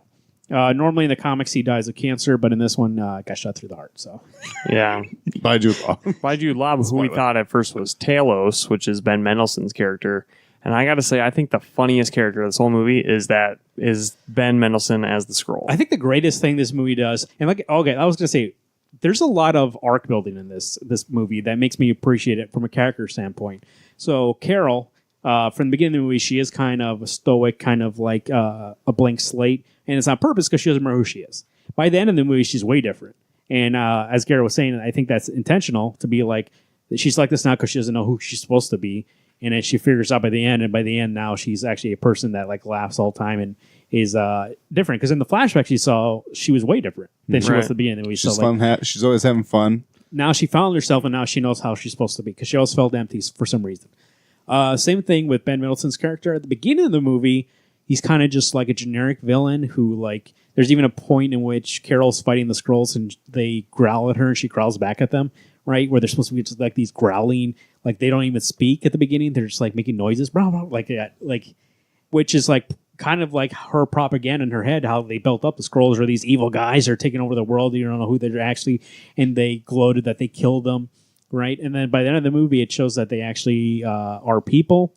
They have their own personalities. They're just trying to live. And Ben Mendelsohn's character really turns from a person who is the generic bad guy, and which is kind of I don't know if it's intentional, but in other movies he kind of is the bad guy. Yeah. So what else is he in? Star Wars, Rogue One, Ready Player One, Dark Knight Rises. Dark Knight Rises. I've seen that movie at least. Douchey CEO. Oh, okay. Yeah. You never saw Rogue One? No. Krennic. Orson Krennic in that movie. But by when we figure out that he's not the bad guy, really turns very, I'll say, human instead of from the outside, from the inside, and instead actually see him as a person and that he has a family, all that stuff like that. And as Garrett said, I think he's one of the best characters in this movie because at that point he's no longer the propaganda bad guy that they all see him as the two-dimensional evil guy. He turns into this. He's a husband. He's a father. Four-dimensional. Yeah, he turns into this three-dimensional character who has depth and he has a family guy. He's just trying to survive. And I thought that was such a great turn to, and then all of a sudden we see everybody as like, this guy is a scientist. He's my science guy, right? There's a guy. And now we see them as individuals instead of this whole group that steals other people's identities. Really what a scary thing to see, by the way. Sorry. When they actually do switch over to humans, holy crap! You watch their skin bubble over, and and they crack their bones or whatever they have in their body. Creepy. So I thought this movie was filled with great characters. The only reason why I say that it's like fun and maybe not in my top 5 is because I think at a point now in which we're in the Marvel universe, I'm looking for a lot of like what's going to happen. We've gone like I think we got past these kind of movies that are just fun introductions, but we needed it. Obviously, we needed it at a certain point to introduce this character. But I think on its own it works. But in the placement of where we're at, that's the only part that makes me feel like I want to see Endgame. Right? And so that's maybe my problem is that we're going in from Infinity War, dark and gritty, lots of shit going on. Even when you get to Ant-Man and the Wasp, there's that movie is actually funky. It's good, but it's still got real basis of stuff. Where I get into this one, it's in the past. This is like watching First Avenger. It's like, okay, nothing bad can happen other than what few characters we haven't seen in the story. This is one I'd have to watch at the beginning where it's meant to be. Timeline wise, it was nice and lighthearted, which is something I think you need before you get to the end game. right there, end game that we're going to be having here in the next month. Yeah. I mean, this whole whole movie is about her kind of being told no or her having limits, and I think one of the parts they're saying that's really rewarding is by the ending is like, they kind of alluded at the beginning of the movie, there's like a chip on her neck and it flashes every now she talks to the Supreme Being or whatever. And so you just know that, Jude Law's character and that team, they're all like saying, hey, we have orders. We have to do these certain things. You can't, she's always like, why can't I go in and just do this? He's like, because I said so. Like, no. Yep. And so by the end, when we find out that Jude Law and those, the Kree battalion are like evil. When they keep telling her that we gave you your powers, right? They can be taken away, and so we keep thinking as the watcher. Excuse me, I'm going to sneeze. Is that Supreme Being? You mean? Bless you. Sorry, that wasn't the vampire sneeze, but the Supreme Being. You mean? No. Shit, I'm sorry. I've lost my train of thought. I saw you were going. You're saying that they were telling her that she has limits, that she's wearing the chip. They gave her the powers, but it's not true. But it's not true. She got it. She got it from the engine that she blew up, trying to keep it away from the Kree. Well, that's where she goes into having her amnesia. Doesn't remember what's going on. They gave her this chip. They know she's got this ridiculous power, and so they minimized it by going, "Here's this cute little chip you get to wear. This is permanent. We could take your power away from you because we're dicks like that." And literally, it just sends like an electric shock into her system. Yeah. But when she goes to see the Supreme Being for the last time, and she basically confronts her and is like, "You're the evil ones. You don't control me. I think you're scared of my power. I know that you don't control it." She starts Gokuing, going Super Saiyan out, and burns the chip, and then you just see this radiant glow start emanating from out of her. And then everyone, I could just, the audience, you could just see everyone, gasping, oh, fuck, she's about to, go supernova. And, she didn't go supernova, but she does go pretty balls to the wall. She's actually got full power. I told you she could control it. But she's not going binary yet. She's going to kill Thanos in one hit. Well, I was actually telling Garrett this. The only thing, and I realized maybe her intent was not to kill these Kree that she's fighting, although now we know how that one dude lost half his face. Just throw him into a whatever generator that he got chucked in. But she just keeps kind of, fist fighting and pushing people where instead it's going, you're not part of the group, and blowing the insides out. She's like, I'm going to push you over. I'm going to push you over until eventually they die on their, maybe that's the point of it. She didn't want to be a killer. She just want to kind of hindrance everybody. She's a hero. They don't kill. They do that a lot in this movie, though, where she'll start a fight, but no fight ever ends. It just is like, I pushed you. Well, when she shot the Skrull, she was point blank, could have blown Talos, is that his name? Yep. Killed him when he was pretending to be the S.H.I.E.L.D. boss. She was, 10 feet away? He was dead. That was also when she had the inhibitor on her. I suppose, she couldn't go full. She couldn't full blast when she took it off, then she blew apart ships. She blew apart chests, but she didn't kill people who she was 2 feet in front of. Sam Jackson's de-aging was fantastic. I thought he was great in this movie. He also acts young. I don't know how that's possible, but I rewatched Winter Soldier was on TV today, and he is way different in Captain Marvel than he is in that. It's the same person, but it's also like a very young. He's like more carefree. Yeah, like it almost reminds me of the Die Hard with a Vengeance Sam Jackson, Yeah. where he's Jesus. more energetic, and he's also like very comedic. He's very funny in this movie, I thought. Yeah, but this is before he's seen shit. I know, that's what I was going to say. There's a lot of not throwbacks, but hints towards future things in this movie. Him seeing all the alien thing and saying, hey, we need to make some sort of Avengers initiative. Okay, so that's one part that I thought was bullshit. It's like at the very end of the movie, they find out that her call sign is Carol Avengers Danvers, and so originally it said it was the Protector. the Protector Initiative, and he sees her picture and he starts nodding. He's like, Avengers Initiative. I was like, that is so phoned in. That's so forced. Well, I was going to ask Marvin, is that a legitimate thing? No. What, her call sign? Yeah. Here we go. I was going to look that up because then, in all honesty, If it's real in the comics, fine, but still, it seems super forced, and it made me cringe. I was just like, fuck, no. are you doing Carol this? Danvers' call sign is... Ass kicker. Oh, that's not right. let me search on this. Is it Lieutenant Danger? Like she But I calls do that want one girl? to... going back, I looked this up here.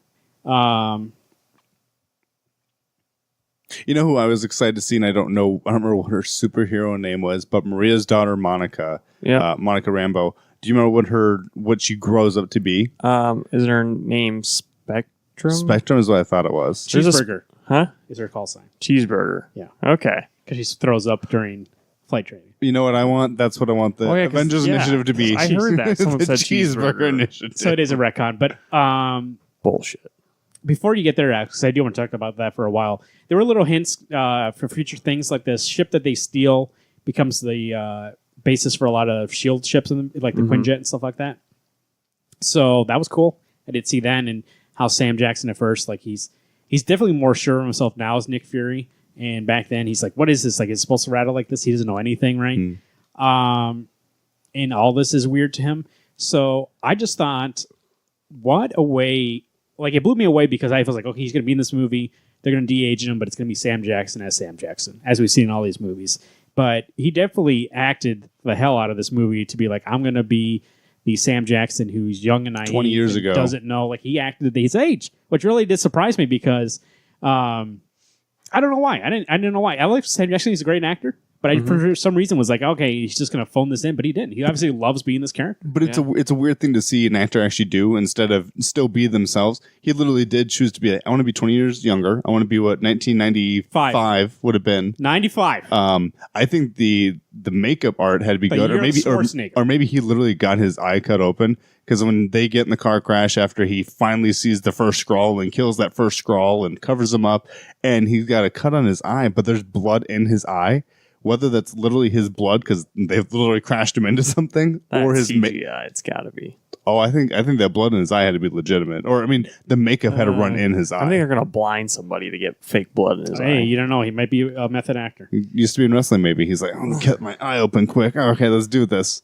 But it looked good. By seeing him be DH like that, brought up a lot of questions for me, and it kind of it's not the movie's fault; it's my fault. But when I first saw him, like after you saw him for a little bit, I was looking at it being like, man, all these actors who they say they're too old to play these characters anymore can basically use this technology to go back to their heyday and be who they used to be and maybe more movies. Like, for instance, Pierce Bronson, if he wants to be 007 again, just DH his ass. Well, they did that with like Kurt Russell in Guardians. Like when they had those flashback scenes, they did the same thing. You can bring him back. Like if you want to make a sequel to a movie from before, just DH the guy. I mean, obviously, it probably costs millions of dollars. But if you're Disney, I mean, who gives a fuck? Because I know that Martin Scorsese is having a movie that comes out on Netflix where Al Pacino and Robert De Niro are going to DH to be in that movie. They are? Yeah. I didn't know that. And it does cost a lot of money. I think What about Joe Pesci? I don't know if he's going to be in that movie. Actually, no, he is in that movie. Yeah. I don't know if he's going to be DH, though. I know those two, they said, are going to be DH'd. But it does bring up an interesting aspect of acting now. Like, when you get old, doesn't mean that you can't play those characters anymore. If they really do want that person, they could DH them, which blew my mind. I was like, oh, because I expected it to look really bad. Yeah. Because we've seen in the past, like they try to do it. We go back to the first instance where I saw it was probably Tron Legacy. Jeff Bridges. Yeah. It looked really Hey, fake. I thought that looked better than Civil War Tony Stark. Like, That haven't looked better. It's Tony you Stark. think? I don't know. Like I think his each one's body been a was little like, bit set. Each one's been a little bit set, but that first Tron Legacy looked like a CGI character, yeah, and now it actually looks like Sam Jackson. right. That's Like true. before, but even that Tony Stark, you could tell it was fake. Yeah, This, I'm just like the whole time Oh, I was like, when he was a it younger, looks so real. yeah, in his little simulation. That's thing. right. In this one, I was like, did they like? Is this makeup? Like you Right. can't tell. Except for Clark, Greg Coulson. Yeah, that You did can not tell look good. Yeah, his hair was like all messed up, and his suit even like From his looked eyes too up. big on him. From his eyes up, they Hey, messed up. it's still better than Superman JLA or Justice League. Yeah, I mean behind that that is. mustache, so- Well, yeah, I mean that was. And they spent its a lot own of money thing. on that, and they fucked up. Yeah, Just let him keep the mustache. I think that's the Anyway. biggest thing. It's like maybe they wanted to get super red in this movie, and they were like, "Hey, check this! The whole face, the whole movie, you can do a mustache." Yeah. They should have said his whole face in that movie. I know. I don't know. Anyways, what you're saying, Monica? Oh, I was just saying. What I mean, the guys and I had talked about it prior that Monica could be Ironheart, which isn't true. She actually is a different character. Photon, yeah. What Proton. Photon Pulsar, or now Yeah. she's called Spectrum when she's in And she did Ultimates. call herself Captain Marvel for a while. Oh, really? Yeah, Okay. until she realized there was Captain Marvel, and she took it back. Oh, But she well- was in that Ultimates book we read for a little bit. She was in that. I think she definitely was in Avengers, Jonathan Hickman's Avengers. Yep. And I don't know why I totally forgot about the character. Like, right after we came home, I was like, man, I feel like she's going to be this character. And I was like, oh, wait, no, she is somebody already. Because her mom's call sign, Monica, Maria's call sign is Photon in that movie. So I was like, and she's like, hey, will you come back one day? And no, she goes, I'll be back one day. She goes, what if I meet you halfway? The little girl says, Yeah, right. Monica. And that's kind of maybe now when we get to Endgame, maybe she'll show up too. Because I was thinking, because what we were talking about last week, what happens after Endgame? And there have been all these rumors about younger superheroes, like bringing a new batch of superheroes into it. So they set it up in this movie to be her. So Well, they also got the girl from 13 Reasons Why, who's younger, coming in. I still think Harley from Iron Man 3 is coming in. Maybe. 13 Reasons Why. What are you talking about? That girl. actress, she's going to be in Endgame. Oh, she is? Yeah. Who's she going to play, you think? Kate? I think Kate Bishop is who I have my money on, but that'd be nice. not for So sure. I see what you're saying. We can get into young, not necessarily young Avengers, but we can do a new. No, set the of rumor is Avengers. Young Avengers. Yeah, Oh, it's really? like, well, Spider-Man, I mean, like, to keep everything relevant and exciting and fun, you can't just be like, hey, let's keep following these people that are clearly getting old and don't want to do this anymore. So you do one of two things. You recast them all, which nobody's going to like at this point because there have been so many movies with them, or you kill them off and you move on. Right. Like, if you think about James Bond, like that character has been around forever. They just recast him, Right. which is okay because, I mean, he looks the same, right? You get somebody new in that place, is fine. But Robert Downey Jr. made that character. Yeah. Right? At this point, Chris Hemsworth is Thor. Well, it's like Hugh Jackman Wolverine, too. You If replace whoever him was with second Wolverine, everyone's going to be pissed. So I think at this point, if there's so many characters, and this is what I was saying about Suicide Squad, there's so many characters, just move on. Right. Make a new character. Guess I mean, what? obviously, keep the few that you still need second or thirds from Black Panther. Maybe you have a full Captain like Marvel. plan to do like 30, 40 years of these movies, and then you restart. When all the Yeah. people who knew them as old people are gone, dead. and their kids can watch and you are dead. Well, I'm still going to be here in 40 years, I mean, I'll have my possibly. brain up to the computer. Oh, I know I'll be around in 40 years. I'll be dead. This guy will because he's 12. So Well, hey, man. Don't hate me because I'm beautiful. We weren't. I really did enjoy it. I feel like I'm missing something. I thought it was just fun. Goose is a fun character in the movie. We didn't talk about the Tesseract. Tesseract shows up. Yeah. And And that was the fuel source of the engine. And so the engine got blown up, and obviously not the Tesseract. The Tesseract was the power source of that engine. And that's pretty cool because, like, if you think about everything in the past, like with Captain America and with now this movie, the Tesseract has a huge deal going even into Avengers. So it's just nuts that, we're basically going back to a phase 1 timeline where the Tesseract, we still don't know a lot about it, but it So is Carol super has important. the Tesseract power within her. When she shows up and Thanos' glove is now the gem, does it want to be with her because she's part of it? Oh. Or maybe she can defeat it because, like, it's like for like energy, just kind of like Vision could, or like Scarlet Witch could destroy the Mind Gem. Yeah, Something like that. breaks it because you're getting the and same. then now he's down one. Right. No more. Which one's that? Reality. No, reality was red. That was Space. space. Space. Space is Then he blue. can't move. Space. Yeah. So I'm definitely excited to see where this goes. This is a movie, if you are curious, do I need to see this to see the next movie? Obviously not. It's a prequel. But I do think it is great, and you should go watch it. I don't know. This was that kind of buddy cop movie. This did feel like a 90s movie almost. That's the thing that surprised me the most. This does feel like a 90s movie. yeah, it does. If you love 90s movie, this movie's for you. But there were things that I actually really enjoyed and things that they laid down. Like there's the car ride between Fury and Captain Marvel, and they're having a conversation. She goes, "What does your mom call you? Fury? What are your kids going to call you? Fury? Like no one's called me Nick. No one calls me Nicholas. No one calls me Joseph. Da da da da. Fury is what I'm called." Well, and that's so why. so when they're in the elevator and you find out that Talos, the boss Skrull, has now infiltrated S.H.I.E.L.D., is now being whatever the big boss man's name was, is in the elevator, and he goes, "Well, Nicholas, go do your thing." Well, we've already had the conversation of no one calls me that. That is not my name. Right. And so he goes, "I'm going to get off on 5. You get off on 6. I'll meet you later." We'll do what we did in Havana, he says. Yep. And he goes, yeah, like Havana. He's like, nah. No, that's Yeah, not you were real. up there. Neither of those were Which right. is funny because don't they find Bruce Banner in Havana? Where do they find him at? I can't remember. No, I think Rio de Janeiro. That's where he was at the end of Incredible Hulk. He was in Rio. Okay. But He I was don't know in if he Canada. moved again. I think he was in Rio when he was working when they go to Oh, catch yeah, him the that first time. soda. The soda machines. Yep.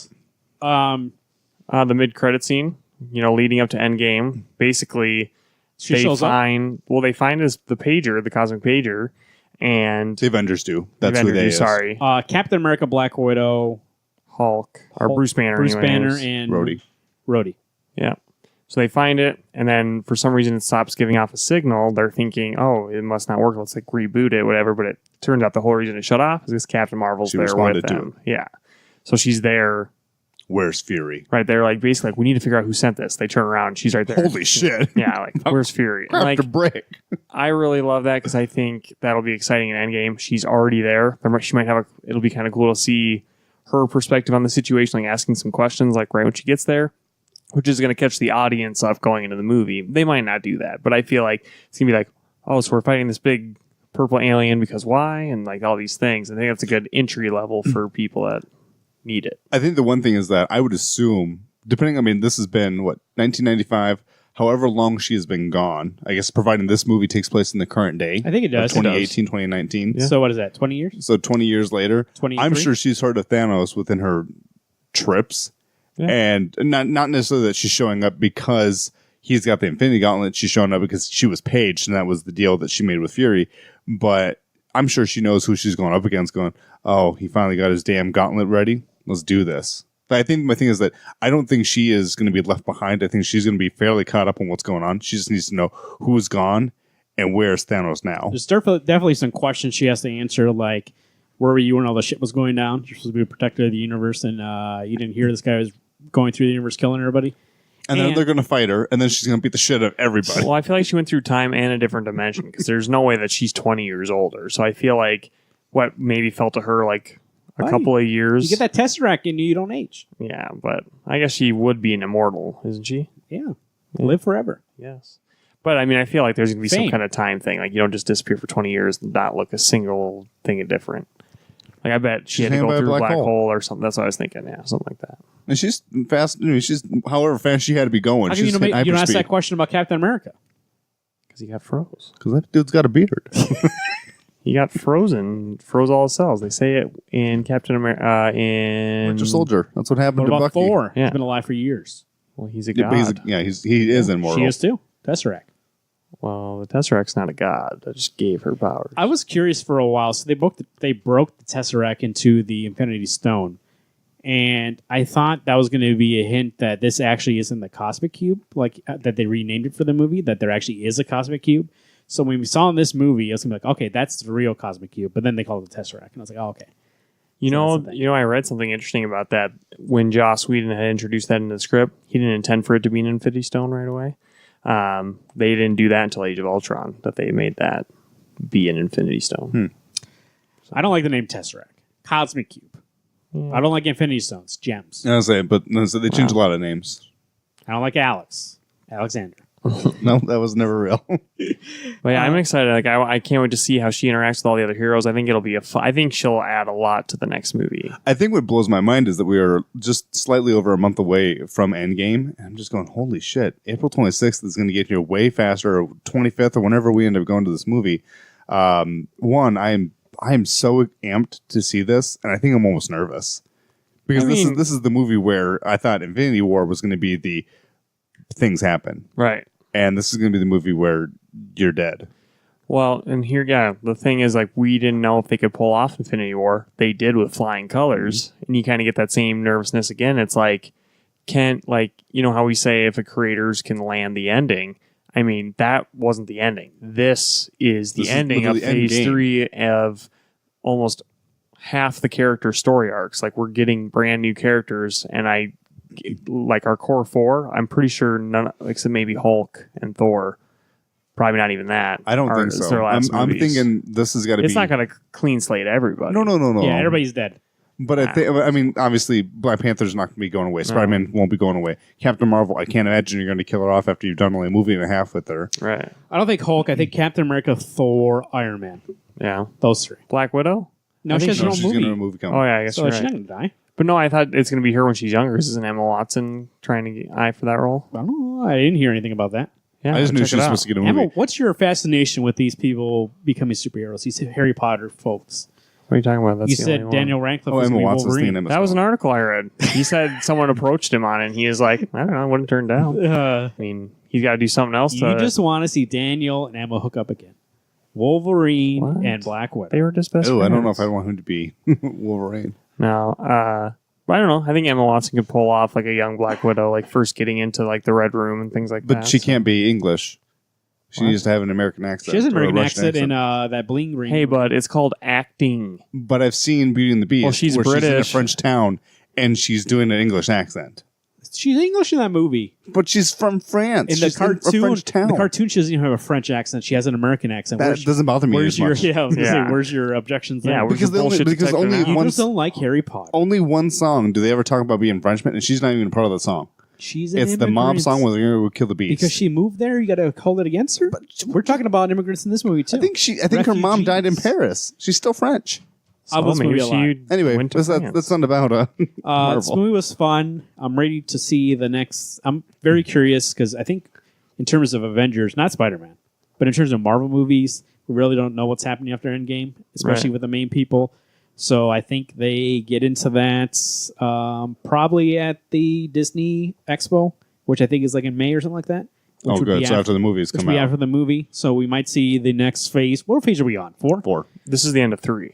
Yep. So 4 will be starting with Spider-Man. So phase 4, we might see more roadmap of that. Black Panther 2 and all this stuff. Hey, what's the perfect way to end Phase 4? With the Fantastic Four? Anybody? What do you think of that? They said that you probably want to see anything with them for a good couple of years, Yeah. but I think that's smoke. Yeah, for sure. Well, because they also said the same thing about who was it? Ah, damn. Well, first off, we got Skrulls, and they said they couldn't get Skrulls because it was owned by Fox. But they got it and they put them in right away. Yeah, So, I mean. and Spider-Man too. Remember, they got Yeah. it and put them in right away. Well, I saw an article that the Fox ownership takeover is coming in waves. They don't get everything right away. So I'm sure they're just waiting for that load bar to get past Fantastic Four. They're mean, like, write the fucking script. They don't even put have that to in the show movie. up. They don't even have to show up. They could do what they did at the end of Infinity War, how they show the Captain Marvel logo. Yeah, At the end of that, they can be like when that they're buys you a year. Do a fiery 4 that just comes out of somewhere. Right. where you just see, you see Fantastic Four and X-Men logo. Oh, then I would say I want to see the fire, and then you go, holy shit! I think a fun bit would be Sure. they're building the Baxter building right next to the Avengers Tower, but it's almost taller than the Avengers Tower. That'd be good. So overall, what do you guys say? Go see it? Oh, I'd say see Yeah. this movie. I think when I was at spoiler free, I was at an 8. I would say 9. Actually, I'm changing it. It is a really fun movie. Marvel formula with a twist. It's enjoyable, and I want to go back and watch it. I think I enjoyed it that much. I think there was just a lot of new content, and I just can't wait to see how she interacts with the rest of the Avengers. Well, I think that's part of it. It was kind of like when Spider-Man was in Civil War. I just want to see a Spider-Man movie and see how he was on his own. Does he stand as a good character? Not Spider-Man, but Tom Holland being Spider-Man. This this was a fun movie. I'd probably agree. Up it to a 9. I want to see this with my wife again. Enjoy this movie. This is just kind of a fun run through the meadow. You're on the beach. You're having a good time. If you've got a free time, go see this movie. If you're going to go see Endgame, see this movie. Get an idea of what this character is. Because much like for Garrett and I had no idea what this character was. And now I list them like, okay, one, what a great actress to have. She's a very good actress, very good at what she's doing. And go see her kick some ass. Can I say also, because Garrett brought up at the beginning in the non-spoiler one, that there's some pushback against this movie from certain individuals because they think it's too geared towards women and they're like, where's this movie should be universal? None of those other movies are universal. They're geared towards men. Right. So like to have one movie where you have a story basically of a female character who keeps being told she's not good enough, you're in the wrong field, like you shouldn't be here, and she keeps getting knocked down and they keep laughing at her, but she gets up. Like that's why she is Captain Marvel. It's because she doesn't stay down. She always gets back up. And she is... That's a 90s song, isn't it? Huh? I get knocked down and I get up again. Yeah. You're never going to keep me down. Chumbawamba. And she doesn't listen to the answer no. She doesn't. She plays by her own rules. To have a character like that, to be a strong female character like that, that's what they're against, and it's nothing against this movie. I don't think it was heavy-handed at all. I think it was fairly even-handed. Like the people, like there's no guys in this movie where I'm like, oh, they're all weak. Like Ben Mendelsohn's character is a strong character in this movie. Right. It wasn't against. It wasn't like, oh, guys are weak in this movie. There definitely were toxic guys in this movie, especially the guys she dealt with in the Air Force. But it didn't seem like it was out of place. It didn't seem like they just put it in the movie for no reason. It just seemed like that's. I mean, if you've listened to any kind of female telling any kind of stories, they've experienced that. So Yeah.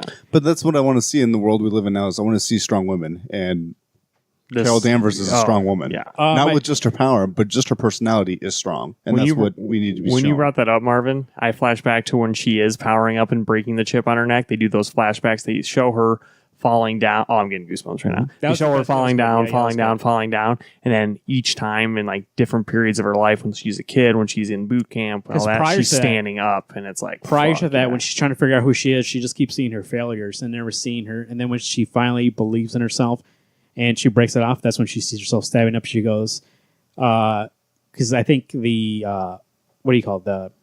The AI, what's it called? Supreme Being was like, you don't deserve these powers. Like you're not capable of them. And she's like, yeah, I am. And she stands up.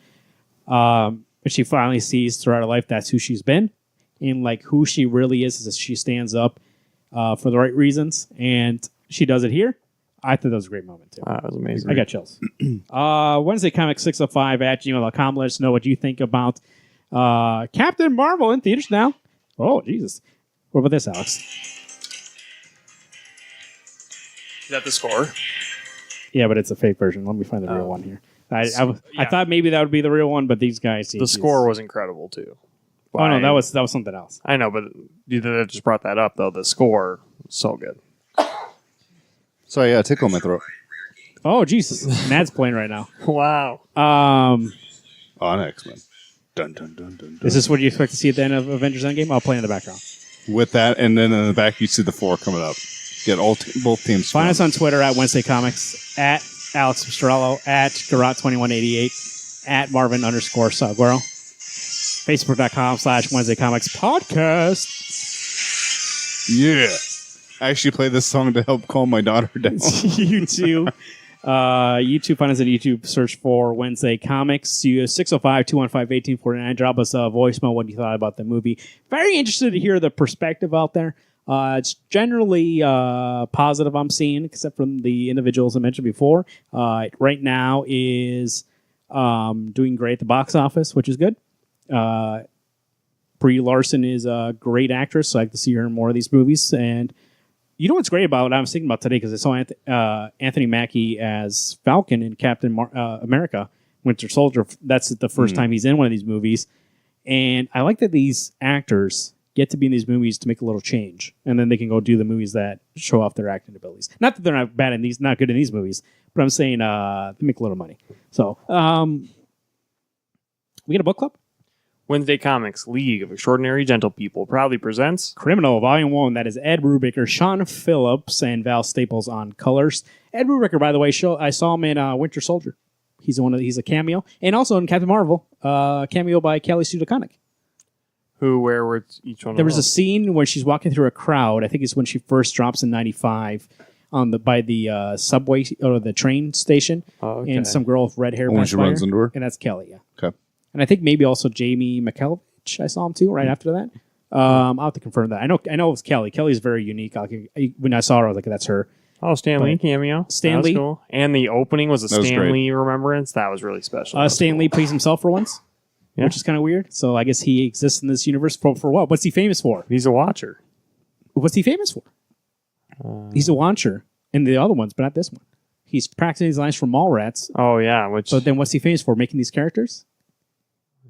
Who knows? It's a little loop there. Roots of the SwampThing.com, your definitive source for all things Swamp Thing. Speaking of, Swamp Thing was on that ship going to Mars to fight Dr. Manhattan. There's no plant life there. I don't know why he was going. And you think he'd be weak on that planet. There's no oxygen. How are any of them breathing? What's he going to do? Oh, they made that thing. Oh, that's right. The Green But Lanterns did what's that. Swamp Thing going to do? There's no plants there. John let us know. What's probably Swamp Thing use gonna water. do? What's he going to do on Mars? Yeah, use the water that they... Maybe they all put like a little bit of plant. Maybe someone's smoking. I got it. Constantine has tobacco in his mouth. So they use that. Grow this. Roots of SwampThing.com is your definitive source for all things Swamp Thing. Get familiar with them. Hollow Files Volume 3 now out. At DC World Swampy on Twitter or at Facebook.com/Roots of the Swamp Thing. Hey guys, good movie. Excited. We're in that season now. This is the first one. It broke the seal, so to say. Now we got Shazam. Now we got Endgame. We got Spider-Man. You know something? You did something that was very, very shocking to me, and it was a nice surprise. Is you know that Cinemark Movie Club? Yeah. I forgot that I subscribed to that thing a couple months ago. I got a free movie in there, so I can go see a movie. Dude. So go see Captain Marvel again. yeah, well, I'll save, but thinking about saving it for Avengers. I'm pretty sure I'm gonna go see that thing a couple times. Oh, yeah. There you go. Dude, this year, by the way, is gonna bankrupt me with these movies. Oh, there's so many good movies coming out. Avengers, Spider-Man, Shazam. There's a Star Wars movie coming out, right? There's the Lion King movie coming out. Dark Phoenix. Dark Phoenix. Don't need to see it. I told Garrett jokingly after the movie, I go, you know what the best part of that Captain Marvel movie was? That Dark Phoenix saga trailer right God. before it. Yeah, just because Jennifer Lawrence keeps getting lighter shades of blue, but her forehead keeps getting darker shades of black. So she's got a tumor on her forehead.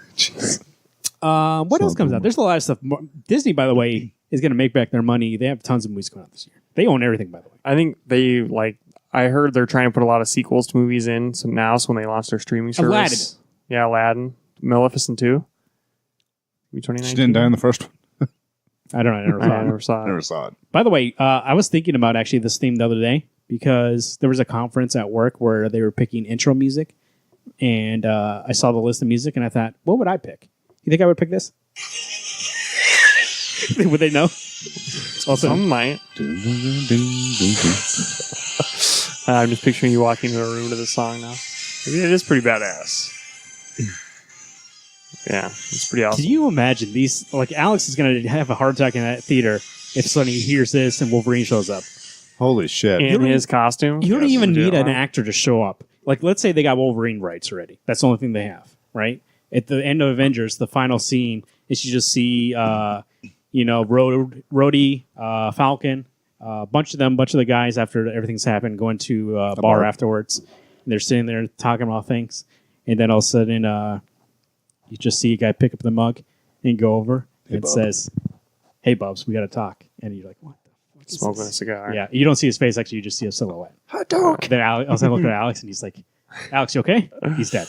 He's already dead by that point. You all know that. Dude, someday, I mean, they obviously started way too late. We could get like an Avengers vs. X-Men movie. That'd be insane. It could happen. 20 years from now. We're not going to get a Secret Invasion movie, I guess. But you know what we could Unless get? there are bad scrolls out there. Dark Avengers. Still a possibility. Still a possibility. Get Norman Osborn right and bring him in. Boom. Norman, got to get Norman right. You've got to. William Dafoe. Yeah, Bring him in again. you could do it. Did you ever see that first costume for Goblin?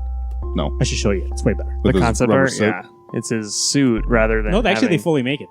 You ever seen the video? Ah, They fully made it, but then they thought they couldn't sell those toys, so they made him kind The of armored robot suit, instead Power Ranger. because they thought they could sell those toys. and they better. still sell Spider-Man animated series toys that have him in that costume. Oh, you know what they say? Goblin today, Gob tomorrow. My name is Marvin. I'm Alex. I'm Garrett. Hey, everyone. Keep turning those pages.